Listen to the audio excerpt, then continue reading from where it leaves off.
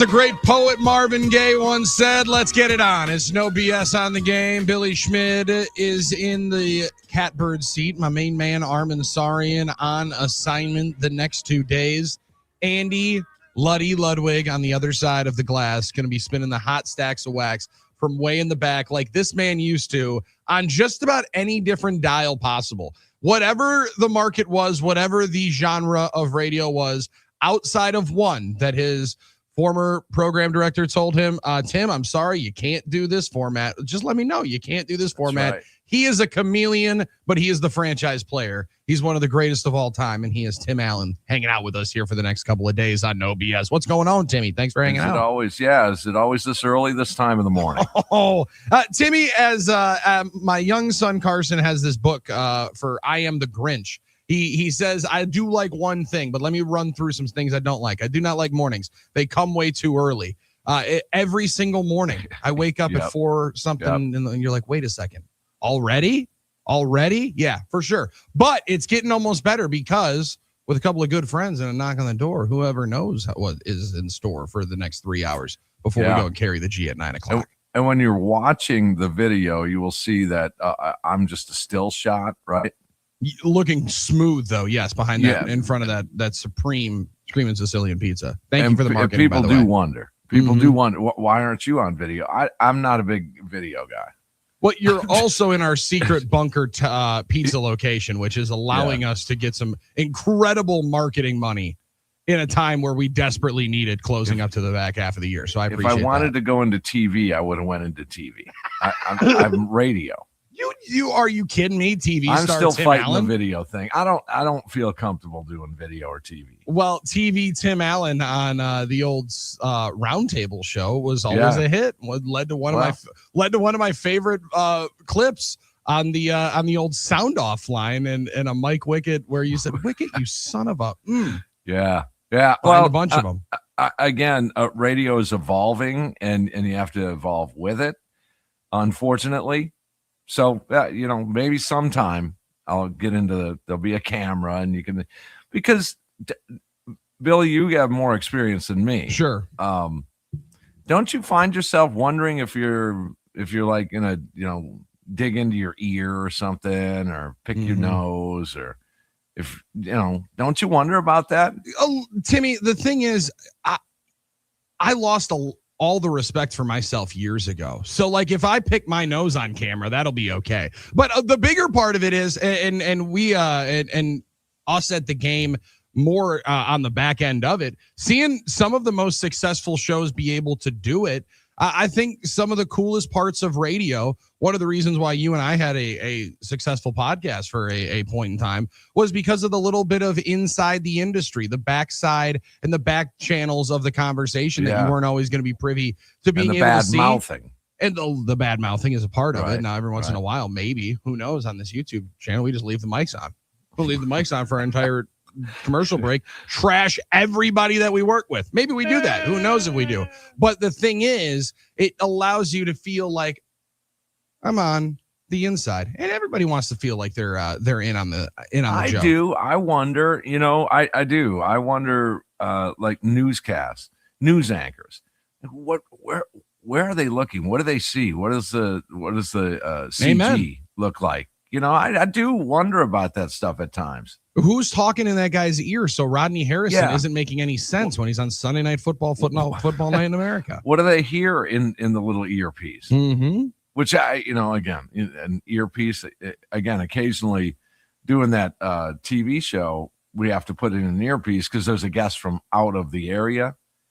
And it's like, guys, can you turn it up a little bit? That shows cutting edge that they were doing on location way before COVID, because now that's just become commonplace to me. It's another thing that is amazing about this industry that as I joke about the greatest cliche in radio of spinning the hot stacks of wax, way back when you got into the business, did you ever anticipate how simplistic and easy and one commonplace it would be for multiple people to be doing multiple shows in multiple locations? No, I just never. No, because, back in those days, you had, I even forget the term of it now. It's been so long. we had our broadcast remote vehicle, and this big old tower would just kind of launch up from inside this giant boombox trailer or something like that. You know, it looked like a hot dog stand at American Family Field. And so I forget what it was called, but it would go up there, and of course you had, you know, part-time, what they said were engineer techs that would launch it right up into a high wire, a power line. It's like, wow, we've come a long way. And, you know, in terms of music and in terms of audio and stuff, gosh, I'm glad in this regard that I witnessed the antiquated way of broadcasting, because one of my first music shows was albums, literally albums. And there was just a stack of albums over here, and I'm like, well, what do I play? I mean, you're gonna let me throw on a Jimi Hendrix record? And they're like, well, there's a 3x5 cards that are set into just a row, and you just pick the next one up. If next one up is a green one, you pick the green row. Then you pick the yellow row. And if you didn't like the song, you just put it in the back of the line. So there was no tracking any of this. So you pop down an album, you put it into a separate channel, and you put the needle down, and then you had to back it up a little bit and then hold it while the underneath was spinning. And then you would let it go when it was time. Hey, here's so-and-so. Here's, you know, Linda Ronstadt or something. And then just lift your finger up and off you go. There would be a cassette deck in there where you would cue it up to where you put your little pinky finger in the little turny things and turn it back a half a spin to cue it up. It's just crazy now. All the audio, all the commercials, all the audio, the promos, the imaging, all on a computer hard drive. It's really cool. I mean, it's, again, the evolution of this industry is just amazing. It is. And in the last 5 to 10 years, it's taken on even a crazier amount. But what you just were describing, Timmy, while you were telling me, I was trying to think and simulate it here at my desk. Thank God, because I would have had to find a new job. There's no way that I would have trusted myself to be that intricate and timing wise. And one other reason is I can't hear all that well. You got to be able to hear it and time it up so perfectly. And there's a little bit of a true artiste nature to it. It was just labor intensive at that time. It really was. I think you were more into it then because you had to be. Now we can just sit on our butts and eat pizza and talk on the radio. Yeah, it's a lot more and fun. You don't have to fire the commercials yourself. No. It just is all taken care of. However, when I was a young lad dreaming of getting into this industry, I did think that all the commercials were live. There was a large portion and a little bit longer time than I care to admit that I actually thought they cued each individual person to read what they were doing for 30 seconds. It was a beautiful time. It's a wistful nature to be able to think and dream of how many people are in that building at any given time they just go, boom, you're up. This guy never leaves. This is amazing. And then you get we graduate toward interaction. And now it is so easy to interact with a radio station these days. It really is, via all sorts of different sources. And the phone line being, well, I guess some people still mail a letter to a radio station. Yeah, they do. Yeah, totally. Yeah. Some hosts get more of those than others. Totally. Let's just say. Yes. Occasionally, certain we do genres get a letter. Get more of those as well. Yeah. Mm-hmm. In fact, a buddy of mine, many years ago, was a listener of the post game show. Big baseball fan, and I'd go have lunch with him. He was a loner. He was in his 80s. Sounds and awesome. He had kind of guy. And he would mail me letters and call the show and everything. We developed a relationship to, have lunch with him. And he ended up mailing me 2 1958 Topps Mickey Mantle cards. Whoa. Those can't just be like, oh, I just have a couple of 1958 Mickey Mantle cards laying around. Why don't I just give them over to my buddy Tim? just for Wow. being his friend and just hanging out and giving him some attention. And those types of things, the interaction with radio is incredible. And that text line, when I got this job here with iHeart in August of 2022, it was really amazing that text line, unbelievable. Oh, it's so much fun. I mean, and there were text lines prior to that, but it just wasn't utilized at the old place I was at. No. And it was, who wants to text a radio show? No one wants to text. They want to call. Yeah, it's you can email the show live at Sports Radio, blah blah blah blah blah. And so, but when I got here, it just truly is remarkable where people can get something off their chest. And okay, so then you fast forward. Sorry, go ahead. Then you fast forward to, well, I can't stay up late at night, Tim, and listen to you chirp about a Brewers 6-1 win till 1 a.m. So what do? Well, now every show is thrown onto a platform where you can hear it the next morning. And you can listen in the morning, you can listen in the afternoon. A lot of people will catch up on their radio shows just because, well, I got a life to live. I can't be anchored by, Bill and Armen in the morning here. Yeah. I got some things I got to do, but this afternoon I can throw on the podcast. It's really cool. And again, that hits the exact reason why the weapon that has become YouTube in broadcasting and allowing more of your content to be accessible for all at any given point in time and monetized.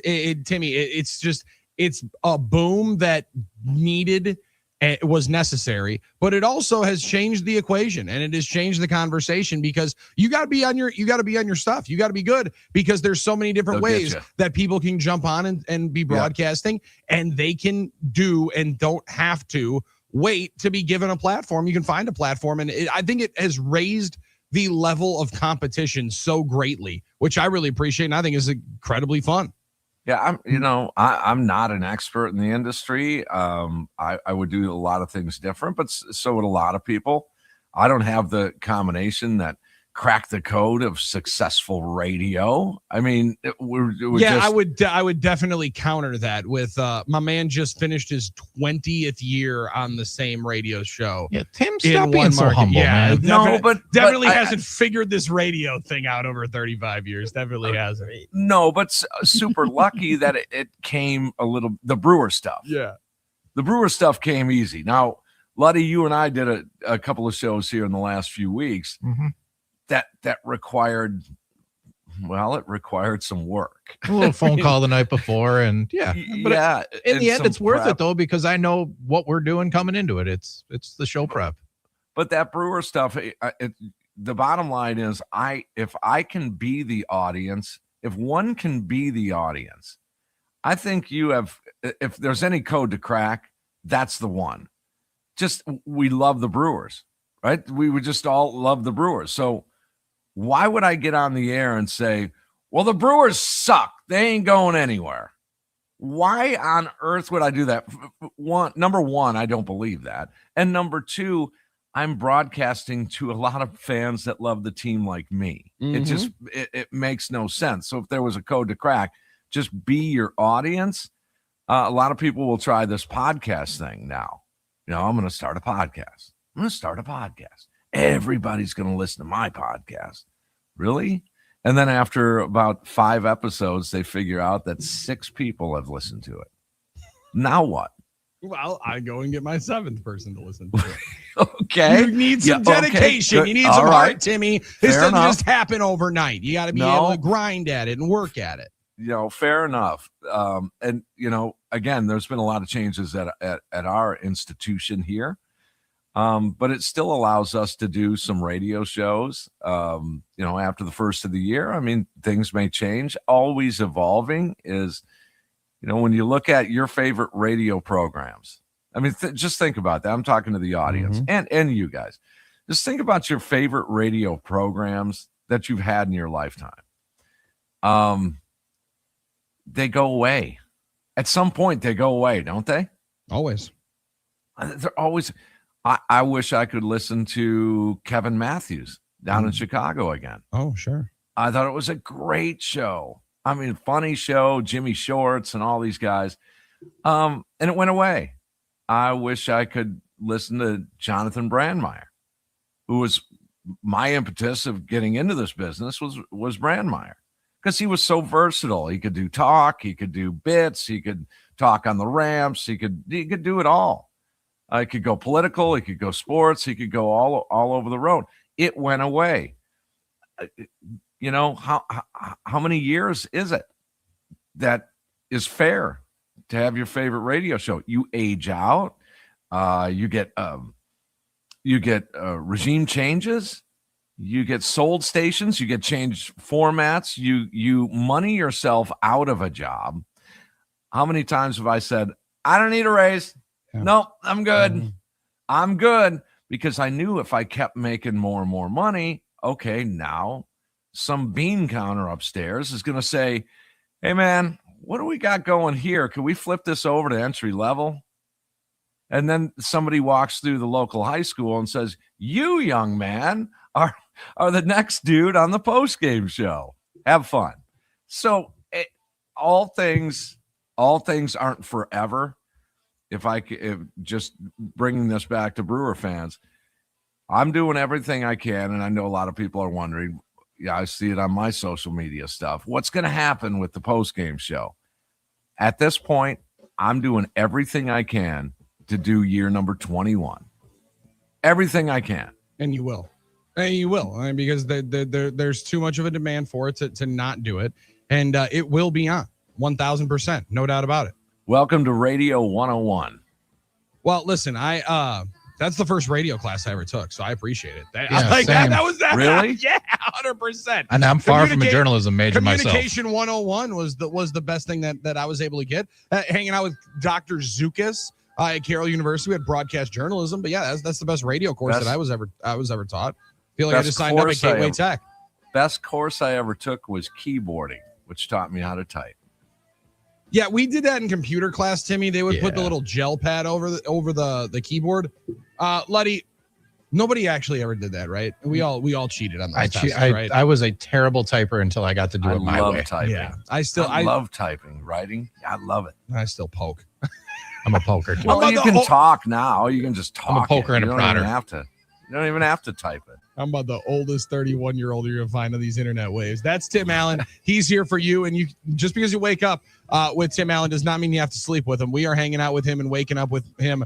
In for Armen Sarian here today. Our friend Scott Dolphin's going to join us. Coming up on the other side, he can get us on YouTube. He can get us on X. Get us on 1070 The Game. Madison, the blowtorch around the state of Wisconsin, is available on the iHeartRadio app as well. He's the franchise. I'm Billy. It's No BS on the Game.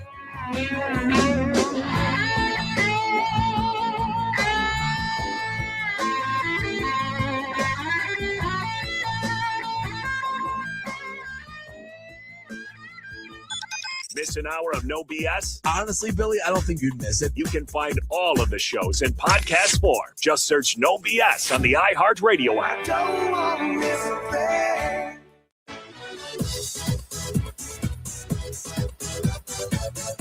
And a base hit up the middle. 1-0 Brewers. South Freely climbs in the first run of the game.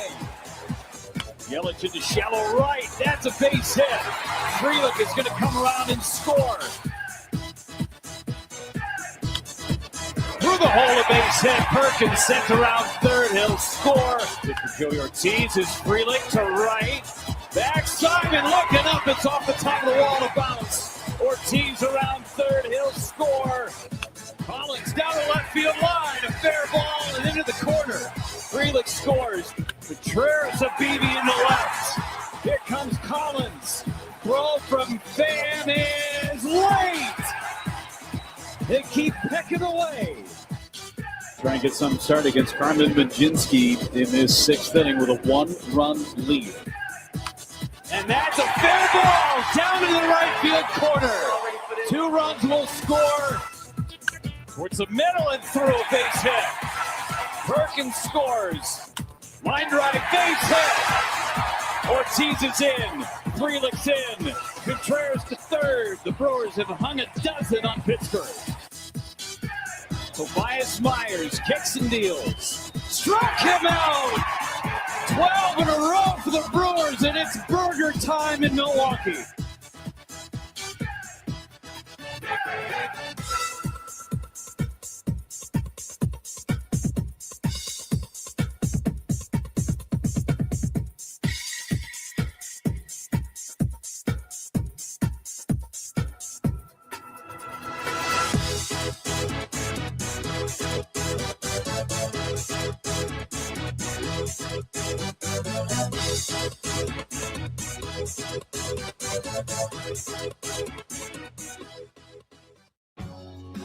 iHeartRadio goes one-on-one with Peter Gabriel as he reflects on the first official gig Genesis had in 1969. Well, actually, it was at the end of the lane going to my parents' farm. There was a family there called the Bombs who wanted a band to play at their party. And truthfully, the people at the party really wanted to hear hits, and they didn't want to hear original songs, which is the age-old dilemma for bar bands. Keep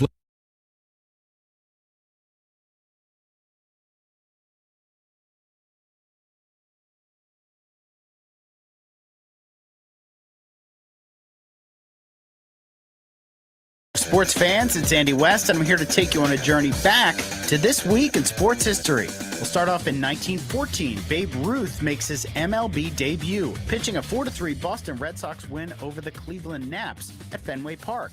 This week in 1934, Carl Hubble strikes out Babe Ruth, Lou Gehrig, Jimmy Fox, Al Simmons, and Joe Cronin in succession. But the American League comes back to win the All-Star Game 9-7 at the Polo Grounds.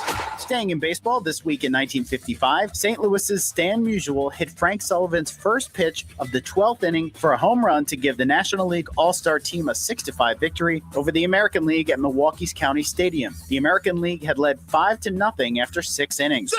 This week in 1972, Robert Irsay buys the stock of the LA Rams for $19 million and swaps the franchise for the Baltimore Colts. The players and coaches are not affected. This week in 1999, Team USA wins the Women's World Cup over China in sudden death. The Americans win 5-4 in penalty kicks, with defender Brandy Chastain kicking the game winner. Play ball! And this week in 2010, Brian McCann's 3-run double in the 7th inning provided the National League all the offense it needed to capture its first Midsummer Classic since 1996 with a 3-1 victory. And that's just some of what happened this week in sports history. The Weekend Sports Time Capsule on iHeartRadio.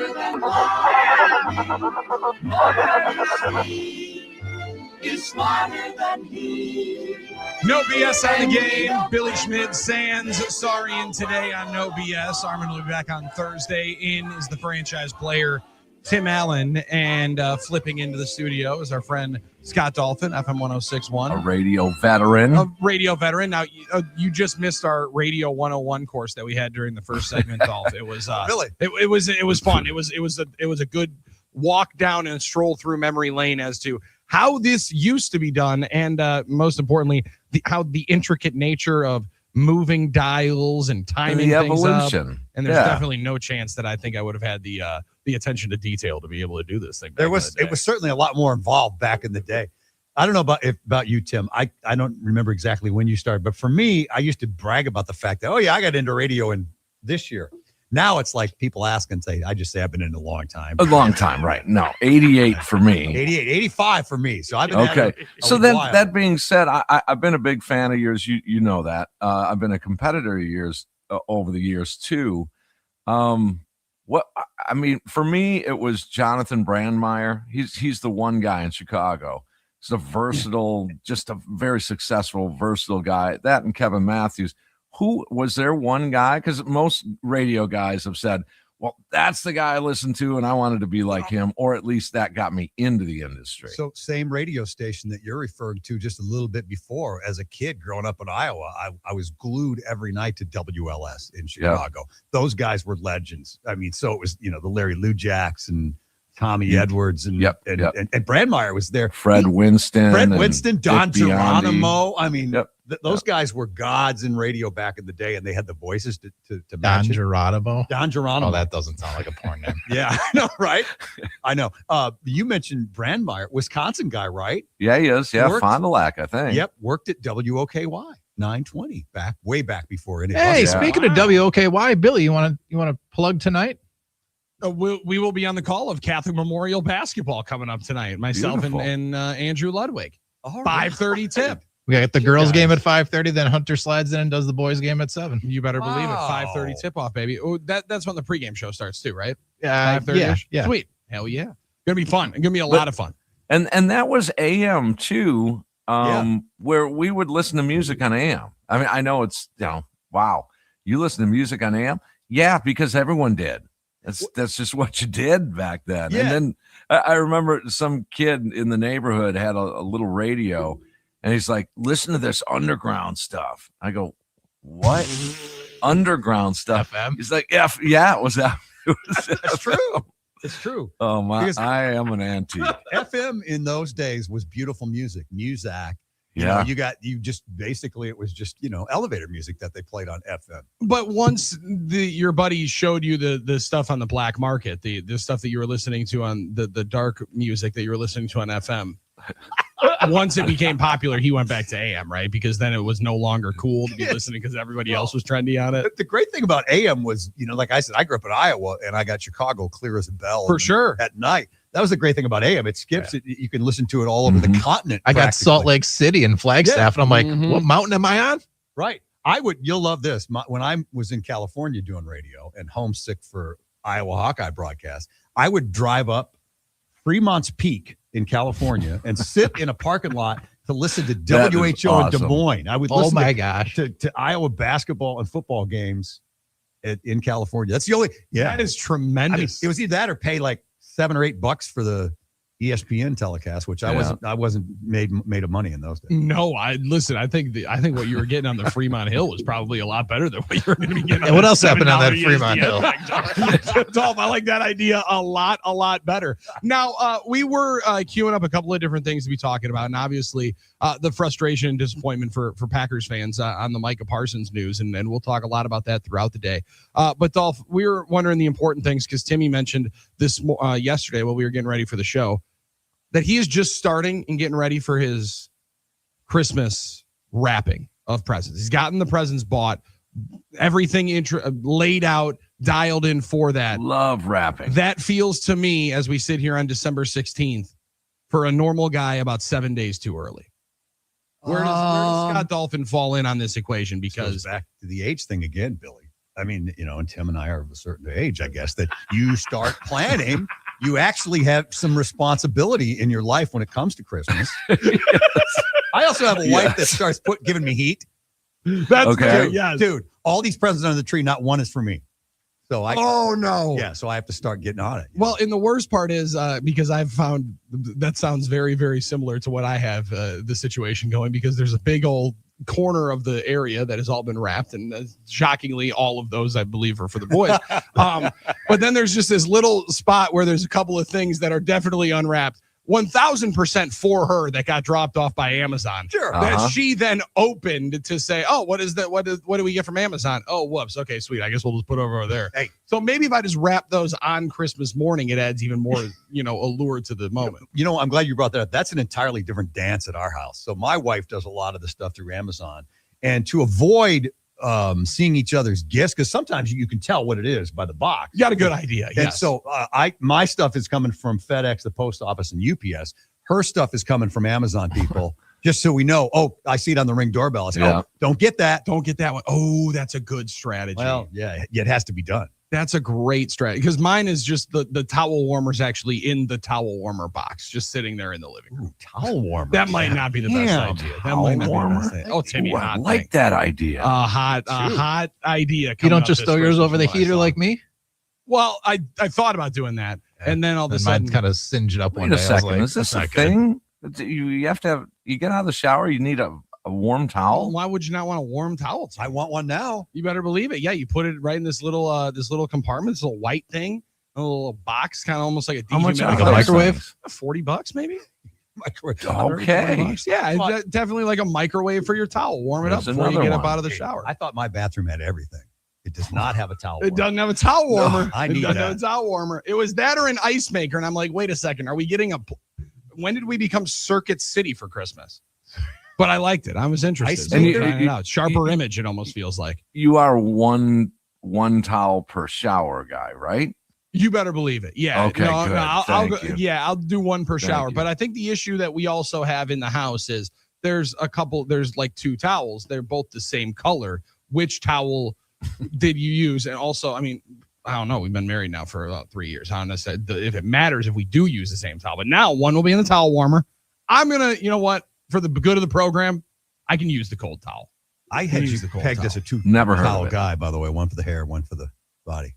I wish I could be, Dolph. I should be. I definitely should more be a two-towel guy. I should be a two-towel guy. 877-794-1973. Let us know as to when you're firing up the Christmas wrapping deal, because that is one thing that Timmy queued up and brought up yesterday, and I knew you enjoy it was gonna hit. It's a fun deal, but it always to me is like the thrill of packing for Vegas when Timmy and I go. The best part to do it is right before you leave, because you got to get a little bit of that anxiousness going. Yeah, I get that. That makes sense. Right? You want the adrenaline rolling a little bit. Yeah, when I take weekend trips, I get cracked on by my wife for putting everything in a pick and save bag and just going out the door. She doesn't like that. I do Sundex. It's a little more sturdy. Oh, that's classy. More classy too. It's red. It's not see-through. Correct. That is a good point. Had your liquor in there, nobody knows. And so I had everything spread out on the floor, and the scissors and the labels and all the tape and all the wrapping paper and the stack of gifts, and just having fun doing my thing. And the problem is that you actually have to get up off the floor, and that comes with a lot of sound effects for me. That's fair.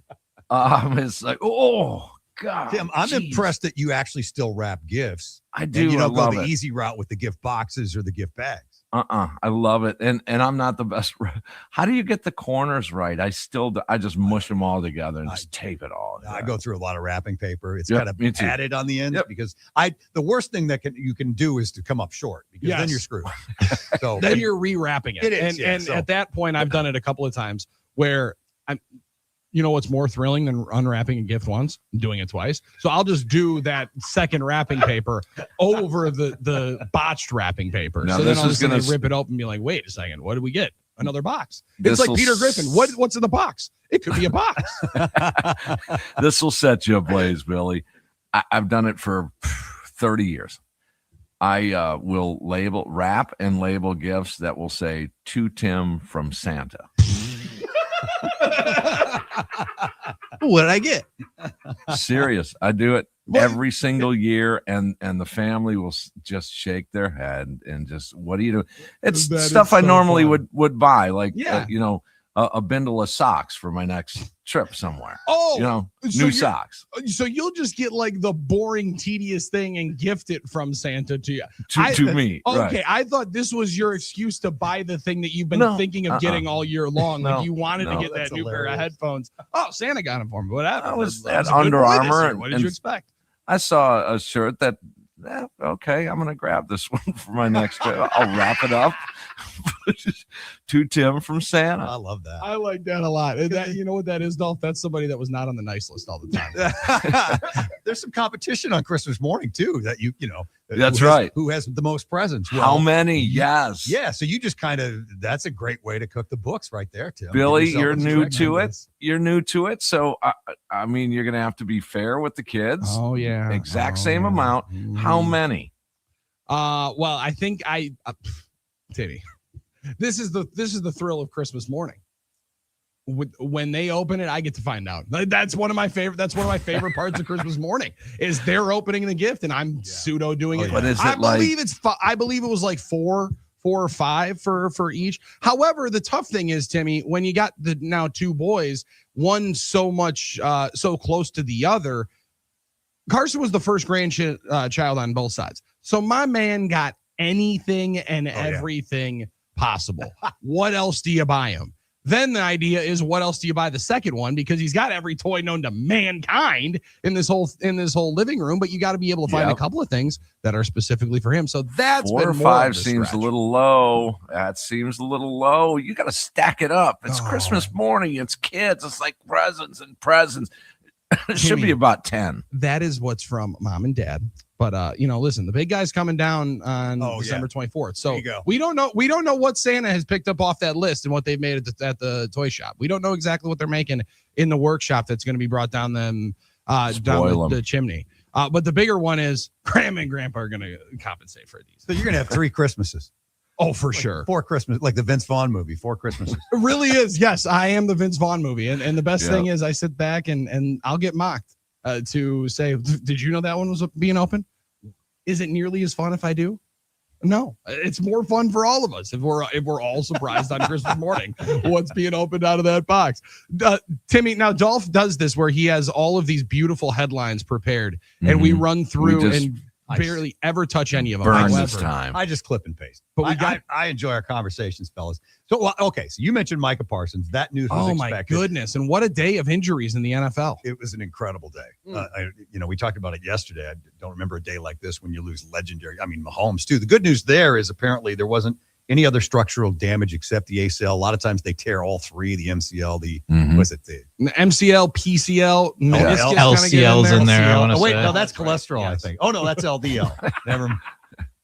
Well, you got to have some LCR, isn't that like a dice game? That's what we'll be drinking on Christmas. Yes, you're right. But Christian Watson, they do a CT scan, and that looks pretty decent. Now, don't expect him to play against the Bears, but you never know. It sounds more day to day than week to week, and I'm definitely not going to rule him out coming up this weekend in Chicago, maybe even in a limited role. That's incredible news from when at least it happened initially. I thought collarbone right away. I think a lot of people thought shoulder. But hey, man, his dad tweeted out on Sunday night, he's fine. And there's some people like, all right, well, what does fine mean? Apparently fine. Apparently it's going to be a little bit of a range of motion as well as pain tolerance deal, but they'll be able to talk to some of the players inside the locker room today with an abbreviated week with the Saturday night game. The injured list is going to be full. I mean, did we get updates on like Zach Tom and Evan Williams? More of them today. Evan Williams seemed better than season ending. He had mentioned it to Matt Schneidman of The Athletic that it doesn't feel like the similar injury he had in college back in 2022, which was like a grade 3. He said this one feels a little bit better. So hopefully we get a little bit more information on that coming up today by the coach. The Bears, on the other hand, relatively healthy. They hope to get. There was a couple of guys during the game this Sunday. Yeah, they had Kyler Gordon and Rome Odunze out, but they hope to get Tremaine Edwards, that's a big one. Pro Bowl caliber. I mean, he was the leader of that defense when they lost him about a month ago, so they hope to get him back. He was and top 5 in interceptions. they were talking to Odunze. They may consider shutting him down for the remaining 3 games. I think that wouldn't be a bad idea, Tim, because that's an injury. It's a foot, right? That he sounds right. And he had done it a couple weeks before, and he just made it worse. So at this point, don't jeopardize the guy's career. They love the rookie. They've got some good players that can come in and take his place. When DJ Moore has to perform, he seems to perform pretty well. That helps when you at least have a former number 1 wide receiver in the NFL that like whenever you need to break glass in case of emergency, he can still do it if he wants to. He can be an MIA when he wants to too. That's been pretty evident this year. That has been pretty. And someone went down in their fantasy football matchup because of DJ Moore decides to go 2 TDs. You know what's funny? You mentioned that because I talked to a guy here in the building that has him on his team and went down because he didn't play him because he's been so inconsistent. Oh my gosh! Yeah. How many people did Darren Waller win a fantasy game for last night with 2 of the most anonymous touchdowns you'll ever see in an NFL game? Yeah. Oh man. Hey, A-Rod looks pretty good, doesn't he? When he Looks wants pretty to, decent. he looks like he's 25 years old again. He missed You a give him couple, Dolph. He missed a couple, but man, they were talking about it on the TV broadcast last night. When he's on, man, it just looks sweet. Yeah, he looks ageless. And the Steelers fans are saying, "Wait, really? We only get 1 year. We're only getting one. Well, we might only want 1 year. They're excited now, but wait, if they lose one more game, they will quickly want everybody fired there in Pittsburgh. Oh, yeah. Including Mike Tomlin. Including Tomlin and the entire potential ownership. Dolph, always appreciate it, brother. We'll talk in the morning. All right, fellas. See you, Tim, great Scott. to see you, Timmy. Yeah, you got it. Take care. Timmy will be in as well tomorrow, hanging out with us as he is in for Armen Sarian for the next couple of days. We'll carry the G with our friend Aaron Nagler coming up at 9 o'clock, as well as get into a lot of Packers conversation, some on the other side. But Tim Allen's in here, and we've already got it on the NicoletLaw.com talk and text line. Excuse me. Is Tim going to talk some Brewers? Sure. Top of 7 o'clock, we're going to hit into Brewers baseball. Dare I put the ends on it? Brewers baseball. Oh, my God. I can't believe I'm going to say this. News and notes. Brewers baseball news and notes. Well, there's some pronunciation that I need help with. I need help with that dude they picked up from Detroit. That's a good one. Akil Baddoo. Let's try that together. Akil Baddoo. Listen, the only way that I know it is on MLB The Show. So I'm going to try to see if John Shambi from MLB The Show, we can get that exact pronunciation. And we'll have that at the top of 7 o'clock, as well as, are they going to trade Freddie Peralta? Are the Brewers going to trade Freddie Peralta? We'll ask Tim Allen. We'll put his feet to the fire and have him answer the tough questions. Why don't you guys ask the tough questions? Well, we ask you as well. Would you at 877-794-1973? That coming up. But a Packers update on the other side on the adversary. Dolph gave an injury update from Chicago. Another piece from that Bears victory this weekend might be concerning for the Packers going into a Saturday night special at Soldier Field. It's no BS on the game. Stay tuned. You do like to grab attention. No BS. We'll be back in just a moment. I just wanted to say I listen to you on iHeartRadio every morning. Download the free iHeartRadio app for all your music, radio, and podcasts. Now, a year in rock spotlight, 1969.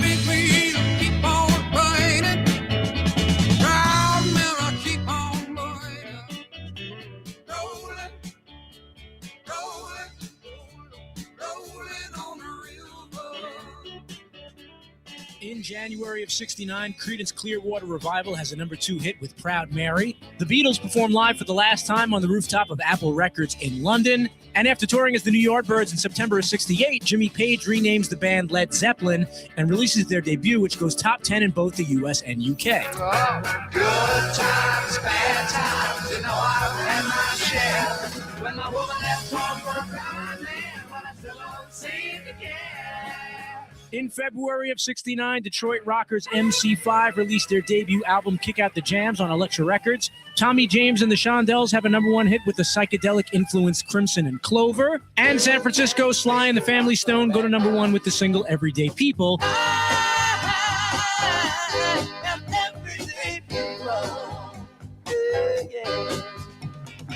Keep listening to iHeartRadio for more from 1969. Coming up. If you don't go to the University of Wisconsin, you're going to end up eating government cheese and living in a van down by the river. Any carry now could be for the record. Bollinger under his center. Casey Robach takes. Gives it to Dane. Straight ahead. Dane across the 20. He's to the 25. Cuts right. Dane to the 30. 35. Dane across the 40. Dane across the 45-yard line. And there it is. Ron Dane has become the NCAA's all-time career rushing leader. That's about the time she walked away from me. Nobody likes you when you're 23. And you still act like you're in freshman year. What the hell is wrong with me? My friends say I should act my age. That's about the time that she broke up with me. Know what she took herself so seriously. With many years ahead to fall in line. Why would you wish down on me? I never want to act my age. What's my age again? What's my age again?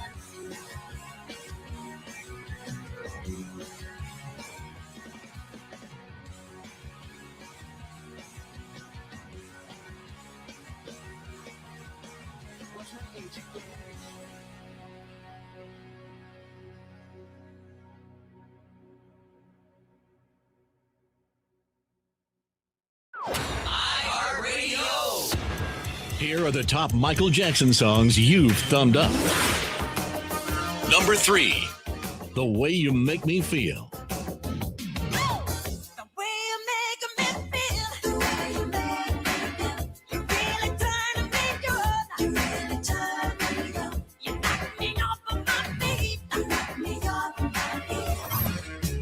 Number 2, Beat It.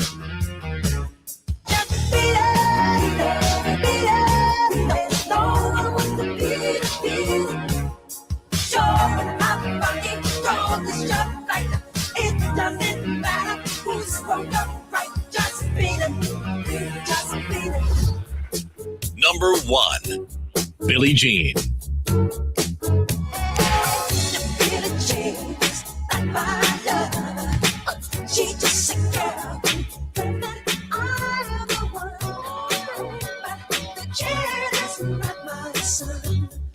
Hear more from Michael Jackson and similar artists now. Search for Michael Jackson on iHeartRadio. All your favorite music, all your favorite stations, all free.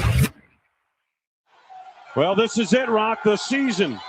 Right here on this fourth down play. How many times have we said that on this drive? Rodgers in the shotgun, 3 receivers left, 1 to the right. Packers need at least 7 yards to move the chains. Rodgers gets the snap. Blitz is on. Rodgers scrambles left, winds up Rainbow. He's got Cobb at the 10 to the 5 to the end zone. Touchdown and a dagger. Oh my goodness. An NFC North Division Championship dagger of 47 yards. So down the road that I must travel. Through the dark. Straight to the veins. Straight for the throats of the Chicago Bears in Week 17. The Packers winning the NFC North down at Soldier Field. Then, fast forward to Saturday night. Can't win it. No hats and T-shirts available for the road team on Saturday night. But maybe the Packers Pro Shop could be the spot to be able to get them on next Saturday with a victory over the Ravens.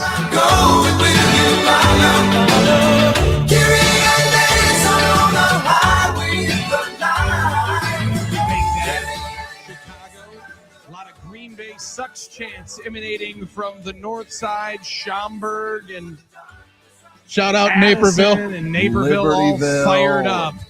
However, a couple from Gurney. There's Lake a few in Villa. Gurney. Yeah, we'll have to go all the way down to the stretches of Springfield because, listen, they still want to call and consider themselves Chicago as well. It's no BS. I'm Billy Schmid. That's Tim Allen. Andrew Ludwig with us as well, and all of you on 1070 The Game. A little hiccup on the streaming issue on 97.3. Make sure you find us on 1070 The Game. It's the easiest place, the best place, the place to find No BS in the No BS Morning Show every single day, which we'll have Tim Allen in the next couple of days. Timmy, I think rivalries are best served hot. We got it probably the hottest in terms of Cubs Brewers this year, and I know you and I talked about it a ton leading up to it and a ton throughout the regular season. And later stages into the regular season, it became rather apparent that they were headed for a collision course to take on the Chicago Cubs. The rivalries with Wisconsin and Illinois might not have been better than they might be right now. Man. We're walking into a potential golden age of it, and the best way to start a new era of the rivalry is to sweep that ass in both of them and beat them in baseball and in football. You could sweep the Bears coming up on Saturday, or, maybe it is best served to go down to Chicago twice, because right now the two would be matching up for a third meeting. Dare I say, 213th matchup, Timmy, of Bears Packers might be happening in the postseason, and only the second playoff matchup between the two teams ever could be happening coming up in a couple of weeks. Well, and you don't want the precedent set that, Ben Johnson is on the way up. They're ascending, and because you already exercised the demons of Dan Campbell. Right? Yes. You flipped that around. Swept that one. Yep. And right. so, you already got check the box of, one Ben Johnson win. Do it again, because Guys, I hate saying this, but the Bears are ascending. They get ready. The next few years, you can tell. I mean, you can tell just from being an NFL fan that the Bears they're coming on a little bit. You hope at some particular point in time they could figure it out. It's only been 20 years. Well, and this is the derivative of hiring the best coach available throughout the offseason. So you knew there was going to be some improvement there. But you always, in the back of your mind, thought, and you still might, well, the Bears will find some way to screw things up. Right? This is a big game in that regard, that you don't want that precedent set. Now it's a horse apiece. And so we split the two games, and here come the Bears and the Pack. They're always going to be competitive. We know that.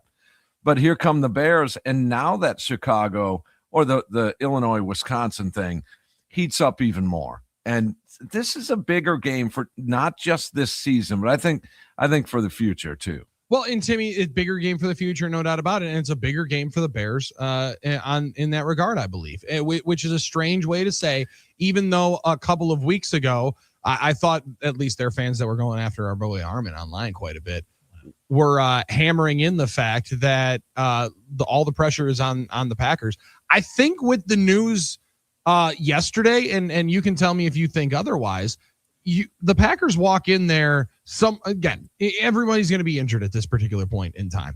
But knowing that Debo is gone, and knowing that, as Armen likes to say, Fonzie is gone, knowing that Micah Parsons isn't going to be walking through and running out of the tunnel on Saturday night at 7:00, makes it feel like if you're Chicago, this is going to be the game that you have to get.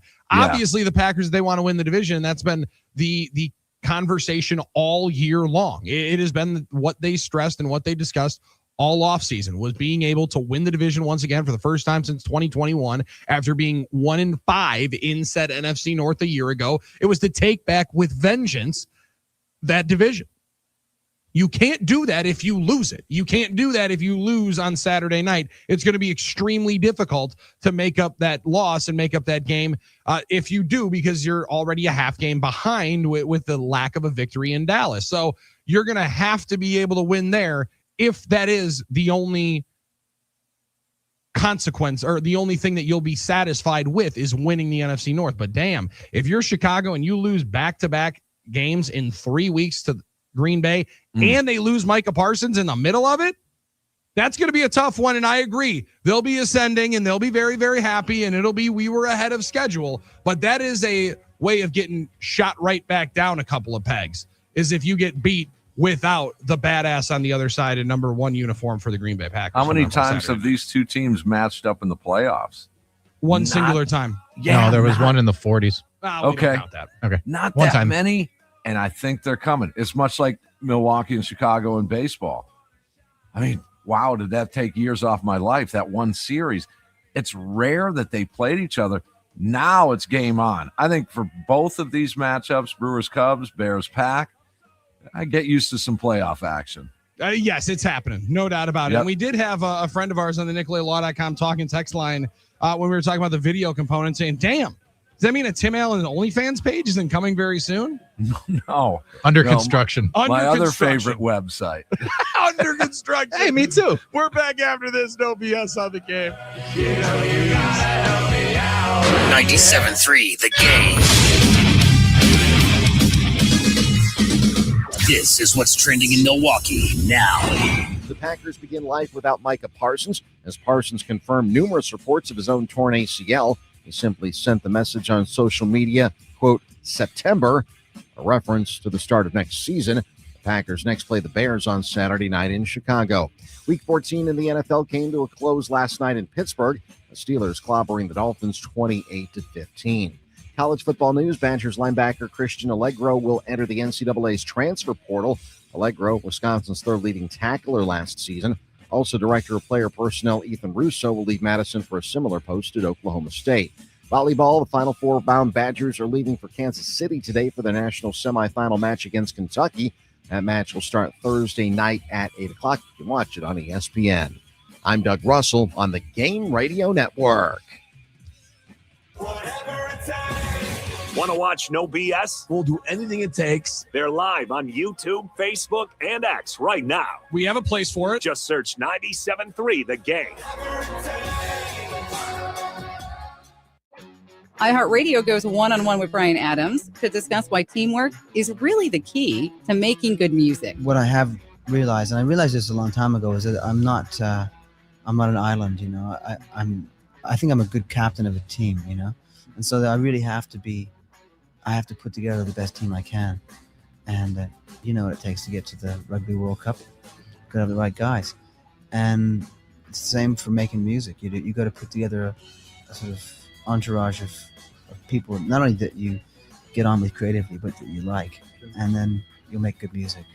That's how I've always been. Keep listening to iHeartRadio for more Bryan Adams and all your favorite artists. iHeartRadio is the easy-to-use app for music and radio. Download the free iHeartRadio app today. The entire world watched. It's one small step for man, one giant leap for mankind. And humanity saw that the sky was not the limit. Achievement, pass it on, from the Foundation for a Better Life. I'm Josh Holloway. The national parks have always been a part of my life, but years of underfunding, pollution, and climate change have taken their toll. Join me and the National Parks Conservation Association in ensuring our national parks are available for future generations. For more, visit preservetheparks.com. iHeartRadio. Here are the top Billy Joel songs that you've thumbed up. Number 3, My Life. I don't care what you say anymore. This is my life. Go ahead with your own life. Leave me alone. Number 2, It's Still Rock and Roll to Me. Nowadays you can't be too sentimental. Your best bet's true, baby blue continental. Hot funk, cool punk, even if it's old junk, it's still rock and roll to me. Number 1, Uptown Girl. She's been living in her white bread world as long as anyone with hot blood can. And now she's looking for a downtown man. That's what I am. Hear more from Billy Joel and similar artists now. Search for Billy Joel on iHeartRadio. All your favorite music, all your favorite stations, all free. Now, a year in rock spotlight, 1969. Low-budget film Easy Rider captures the public imagination with a soundtrack by Steppenwolf, the Byrds, and the Electric Prunes. The Woodstock Music and Art Fair is held August 15th through 18th on Max Yasgur's farm in Bethel. 32 of the biggest bands of the day played to a crowd estimated at 500,000. The event is later released as a movie and album.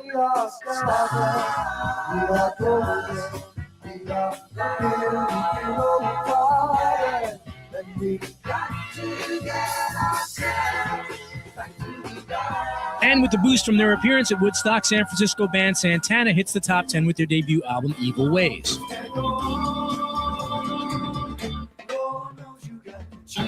The festival undoubtedly immortalized Jimi Hendrix and ushered in the era of large rock concerts and arena rock bands. Also in October, Led Zeppelin have their only U.S. top 10 hit when Whole Lotta Love reaches number 4.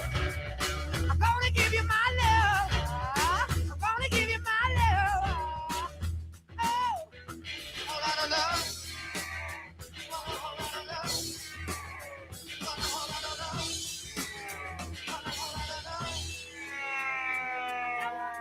The Allman Brothers Band released their debut album on Capricorn Records to good reviews but limited sales. And 7 years after his last number one, Elvis Presley tops the charts with Suspicious Minds.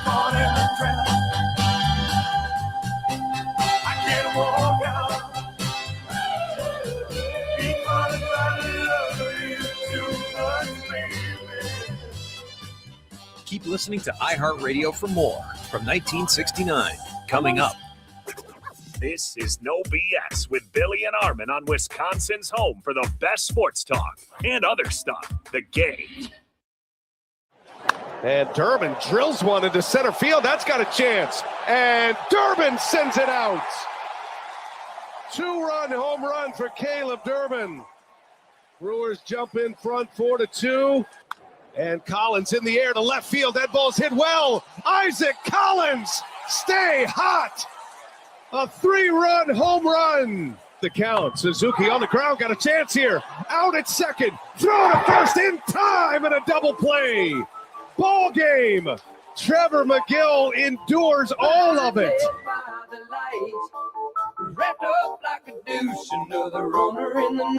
It was just a rumor in the night back on June 19th that the Brewers could somehow, some way, battle their way back out of a, Tim Allen, correct me if I'm wrong here, 7.5 game disadvantage in the NL Central. That was the game. That was the turning point of would have the been 7.5 back. season.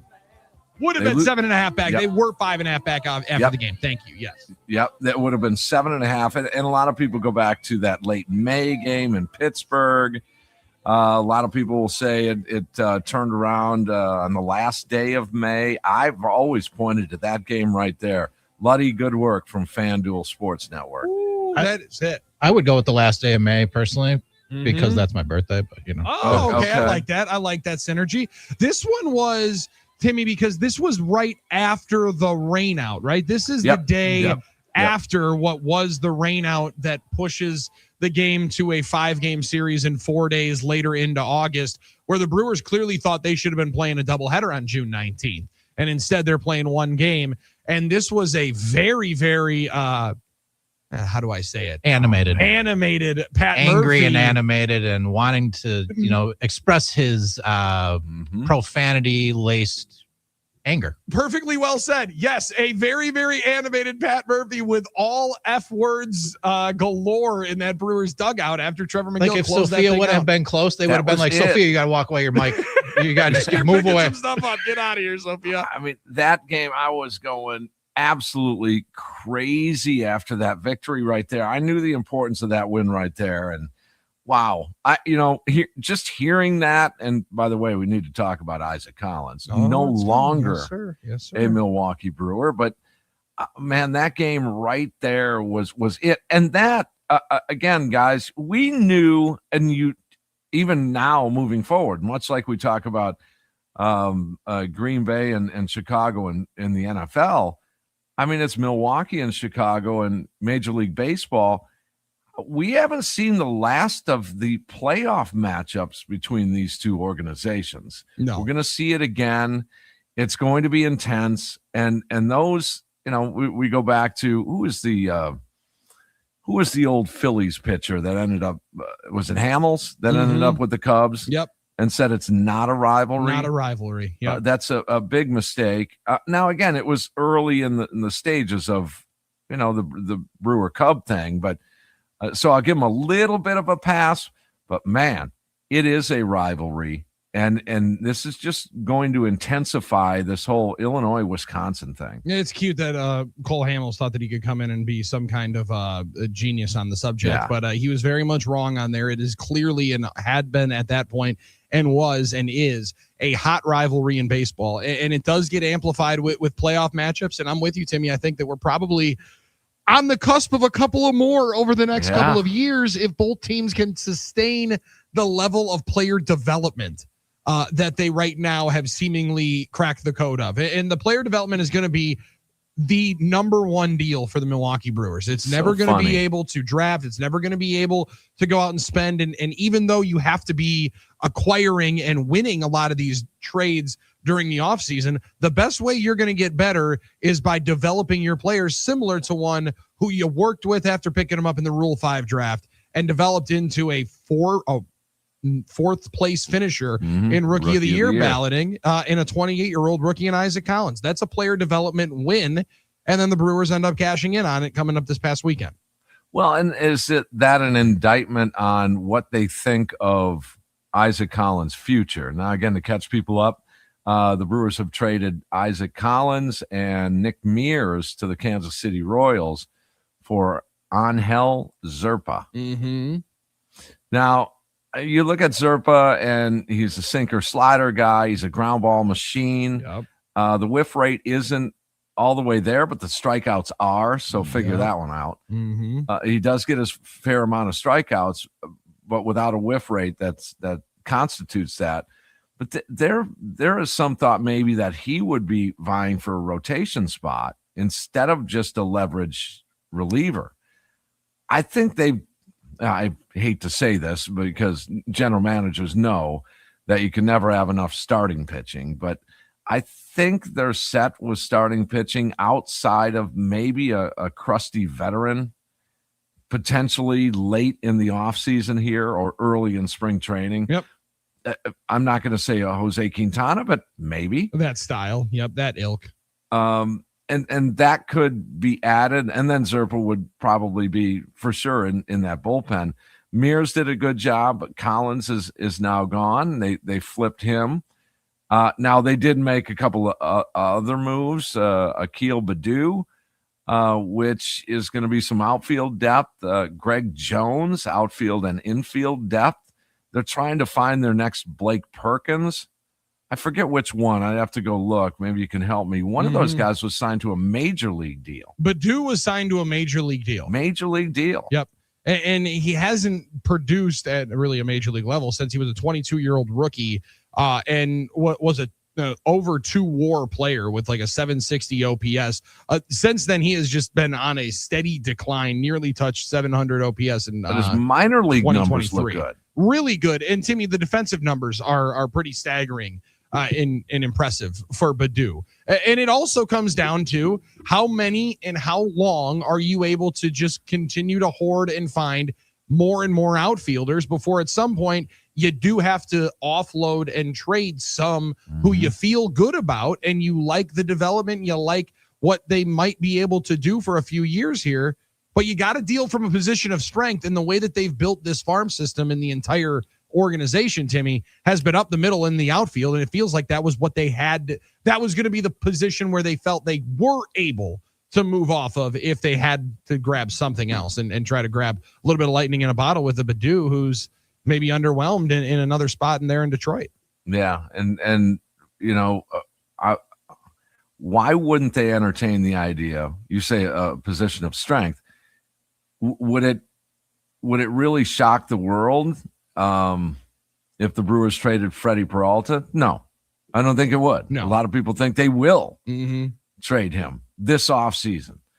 Why wouldn't you add to Peralta to get a better player? Add one of those outfielders, whether it's a prospect outfielder or, you know, a Garrett Mitchell or, you know, just a Braylon Payne. Hold on. You Sound the alarm. You go Freddie and enhance it with another prospect to get truly what you really need, whatever that might be. If you truly need, a DH, just a position of just power or whatever, whatever you deem as you need that and it's legit, maybe you add to a couple of years ago, add to Corbin Burns in a trade, not just Burns for a return, but Burns and something for a bigger return. Same theory. I'm still trying to catch my breath. Did I hear Tim Allen throw his boy Garrett Mitchell potentially into one of these prospective hypothetical trade packages? Maybe. Because I was anticipating here, Tim, in the 7:00 hour, as Dan and West Bend hit us up on the talking text line, said, any Garrett Mitchell injury updates? Well, not yet. Check back once they start playing baseball. I struggled to know, and I sure hope it is. I really hope this would be the year that he's able to be the player that you and a lot of other people have coined him as because of the talent. But it feels like that kind of patience is going to be wearing quite thin at some particular point in time. It's going to be a bleep or get off the pot situation for Garrett Mitchell in Milwaukee. Yeah, no, I agree. But I was going to put Blake Perkins into that. But that's Murph's guy. That's fair. Murph wins over your guy. It's kind of like Bo Melton is Matt LaFleur's guy. Got it. Okay, that makes more sense because Murph is going to win if it's Murph's guy or Tim's guy. Because Garrett Mitchell definitely your guy, but I'm with you. Blake Perkins is definitely Murph's guy. One of the reasons why Isaac Collins, for again, all due respect to him and the family that he is growing after he had their young child earlier or later into the year, it was pretty clear to me, Tim, that Murph might have been done with him. Like something happened late in the season with him. Something happened where you only get 9 hits in your last 6 weeks of action. And it wasn't just because the numbers dipped. It was because the opportunities just shut off there into September and into October. And he had clutch in him. That's the other thing which puzzled us, Pipe Bomb and myself on the postgame show. We wondered, like, wait a second. He had some clutch in him. He had some walk-offs, and he had just some big, big hits. Where are the at-bats for him? And they just weren't there. I don't know if it might have been an injury, because we had prefaced that by saying, hey, we're not inside. We don't know. There may have been a hamstring he had been dealing with, and just simply nobody asked if he was healthy. That's a possibility. But yeah, I think they clearly thought that was I won't say a flash in the pan, but they just didn't think there was a future. Now, yes.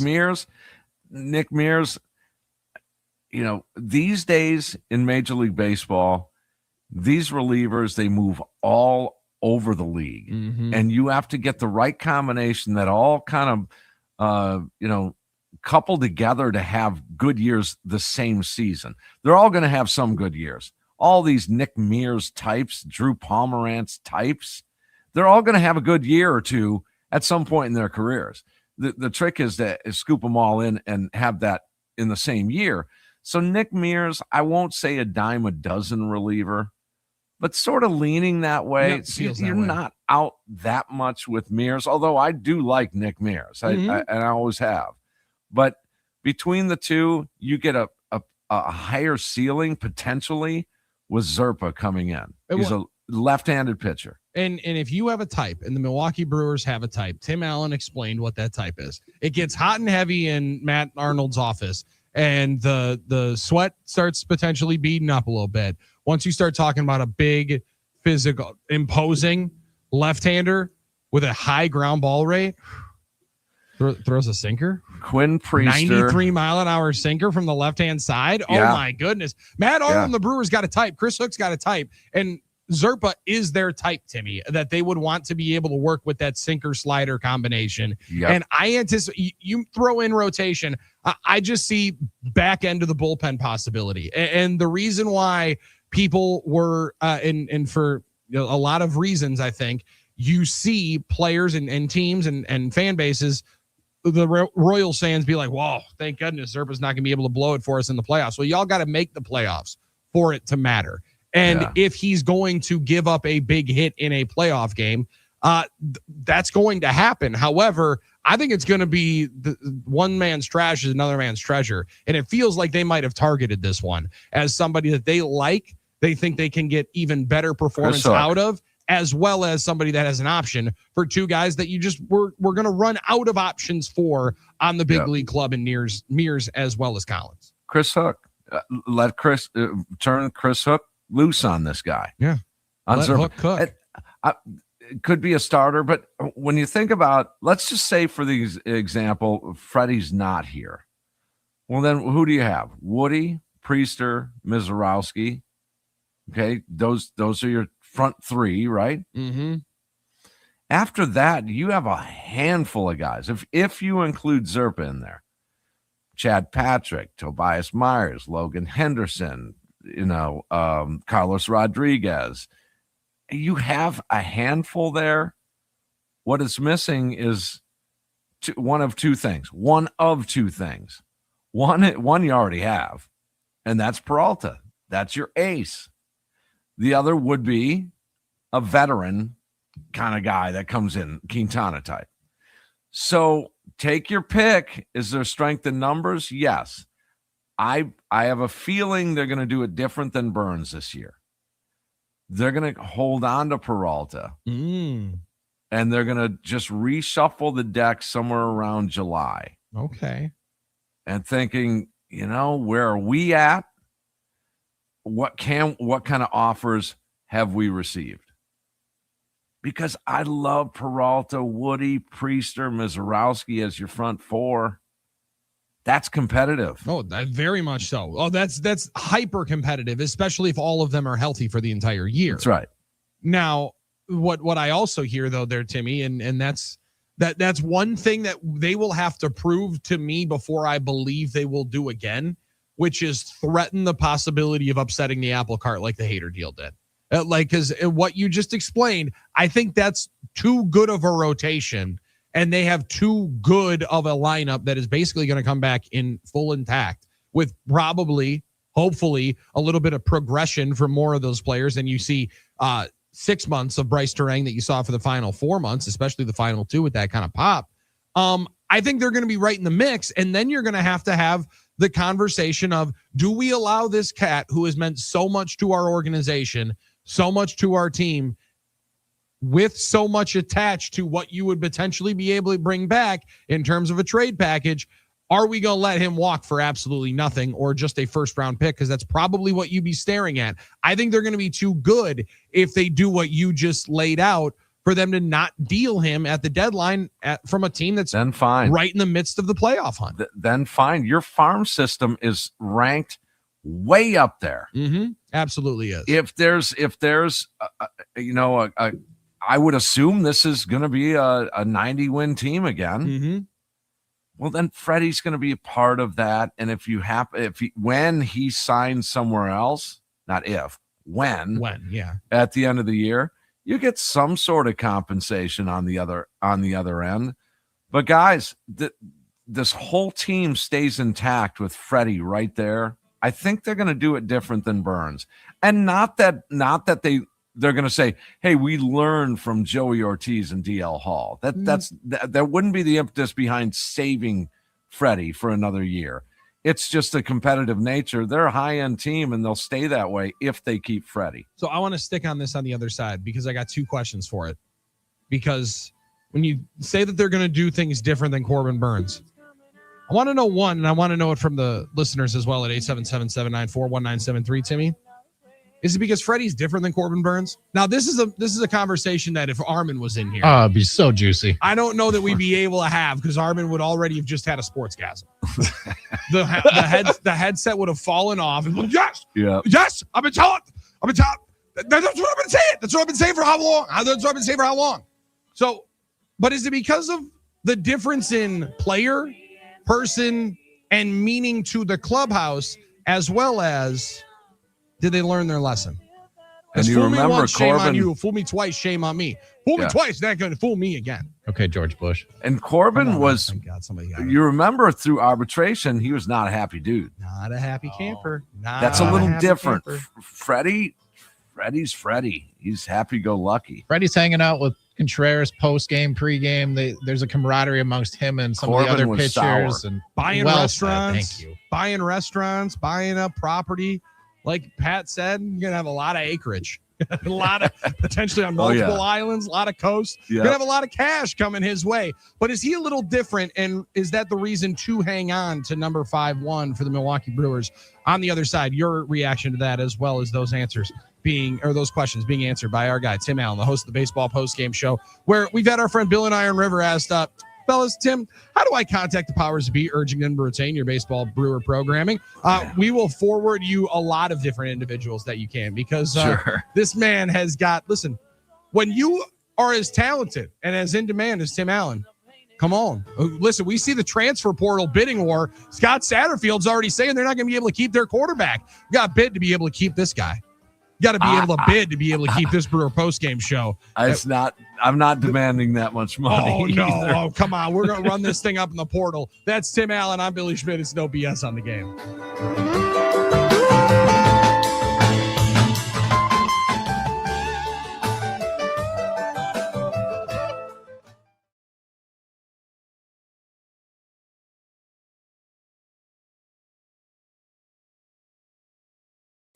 Miss an hour of No BS? Honestly, Billy, I don't think you'd miss it. You can find all of the shows in podcast form. Just search No BS on the iHeartRadio app.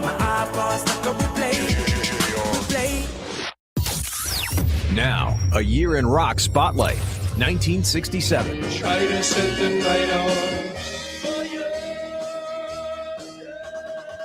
In January of 1967, Los Angeles band The Doors released their debut album, which eventually goes to number 2, and features the single Light My Fire, which goes to number 1 in July. The Rolling Stones released Ruby Tuesday, an ode to a groupie written by Keith Richards. The song takes them to number 1 in the U.S. in March. And San Francisco band The Jefferson Airplane released the surrealistic Pillow album, scoring 2 top 10 hits with White Rabbit and Somebody to Love. Don't you want somebody to love? Don't you need somebody to love? Wouldn't you love somebody to love? You better find somebody to love. In March of 67, Buffalo Springfield re-releases their debut album to include the hit single For What It's Worth. In April of 67, Give Me Some Lovin' by the Spencer Davis Group goes to number 7 in the U.S., with vocals by 17-year-old Steve Winwood. And in May, Elvis Presley marries his 21-year-old girlfriend Priscilla in Las Vegas.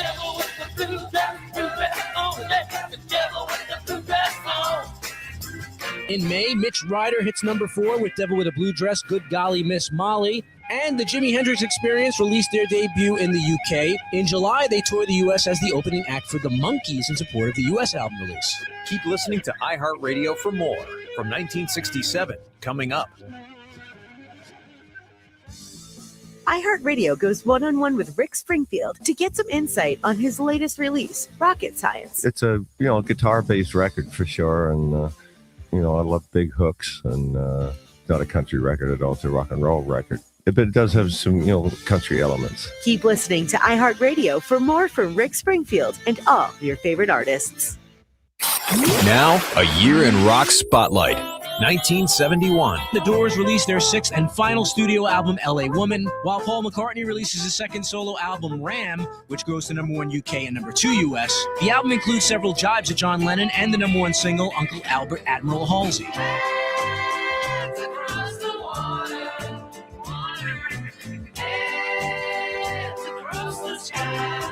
In May of 71, soul singer Marvin Gaye releases his concept album, What's Going On, and has 3 top 10 singles. And Rod Stewart's 3rd solo album goes number 1 and has a number 1 single, Maggie May. Maggie, I wish I'd never seen your face. In July of 71, The Who releases Who's Next. It tops the charts in the UK and goes to number 4 in the US. Teenage wasteland, oh yeah. Teenage wasteland. They're all wasted. The Allman Brothers released their breakthrough live double album at Fillmore East. And in August, the concert for Bangladesh, organized by George Harrison and Ravi Shankar, is held in New York City. In addition to the organizers, Eric Clapton, Bob Dylan, Badfinger, Leon Russell, and Billy Preston appear. Feel my guitar gently. Keep listening to iHeartRadio for more from 1971, coming up. If you really want to support our troops, just contact the USO. You can't believe how much they do for us. To find out how you can help, visit us at USO.org. The USO, until everyone comes home. Now, a year in rock spotlight. 1972. We were singing bye, bye, Miss American Pie. Drove a Chevy to the levee, but the levee was dry. And good old boys were drinking whiskey and rye, and singing, this will be the day that I die.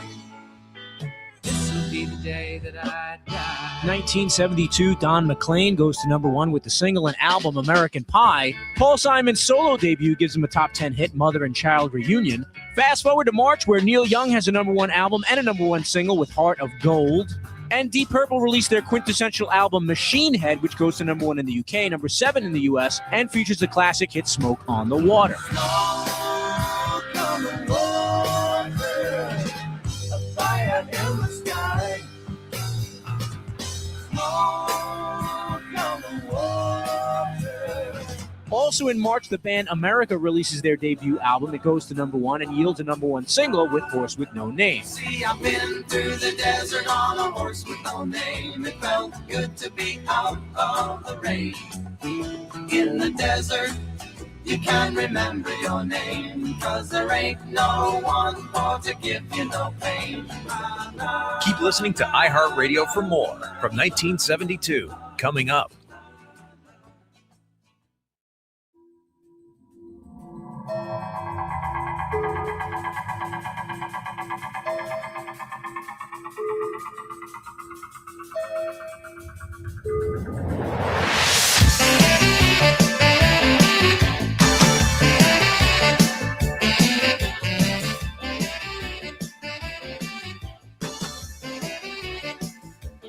No BS on the game. Armen Sarian out on assignment the next couple of days. He'll rejoin us for some more fun and frivolity on Thursday.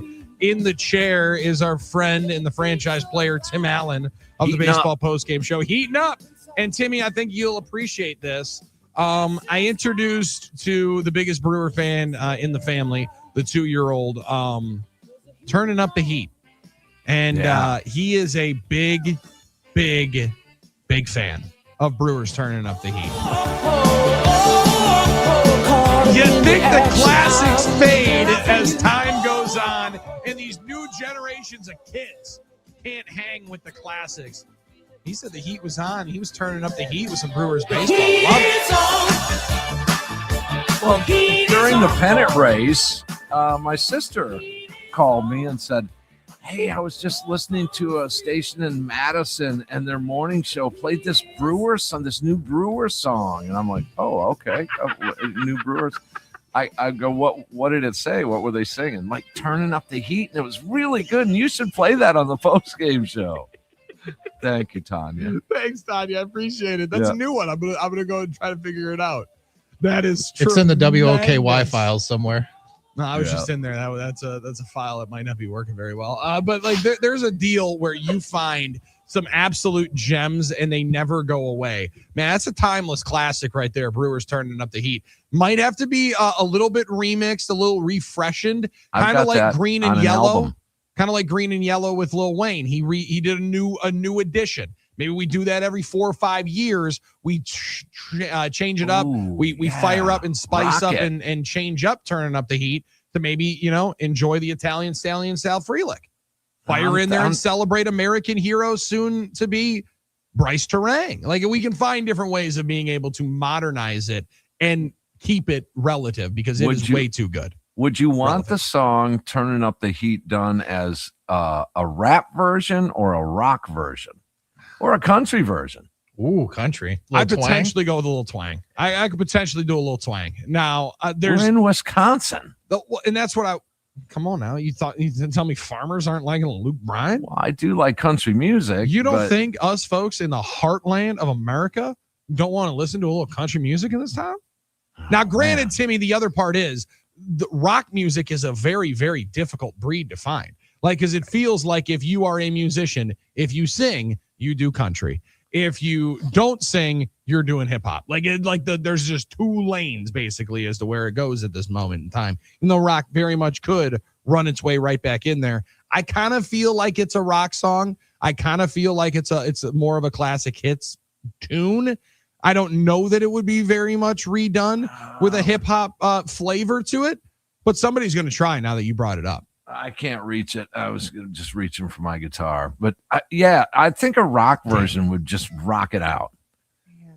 You just redid that. The Crispy Brothers should do that. They're some buddies of ours, and they do a phenomenal job. Yes, great job. Now, let me just let a little peek behind the curtain here as we talk about and do it here on YouTube, X, and stream on the iHeart Radio app as well as 1070 The Game.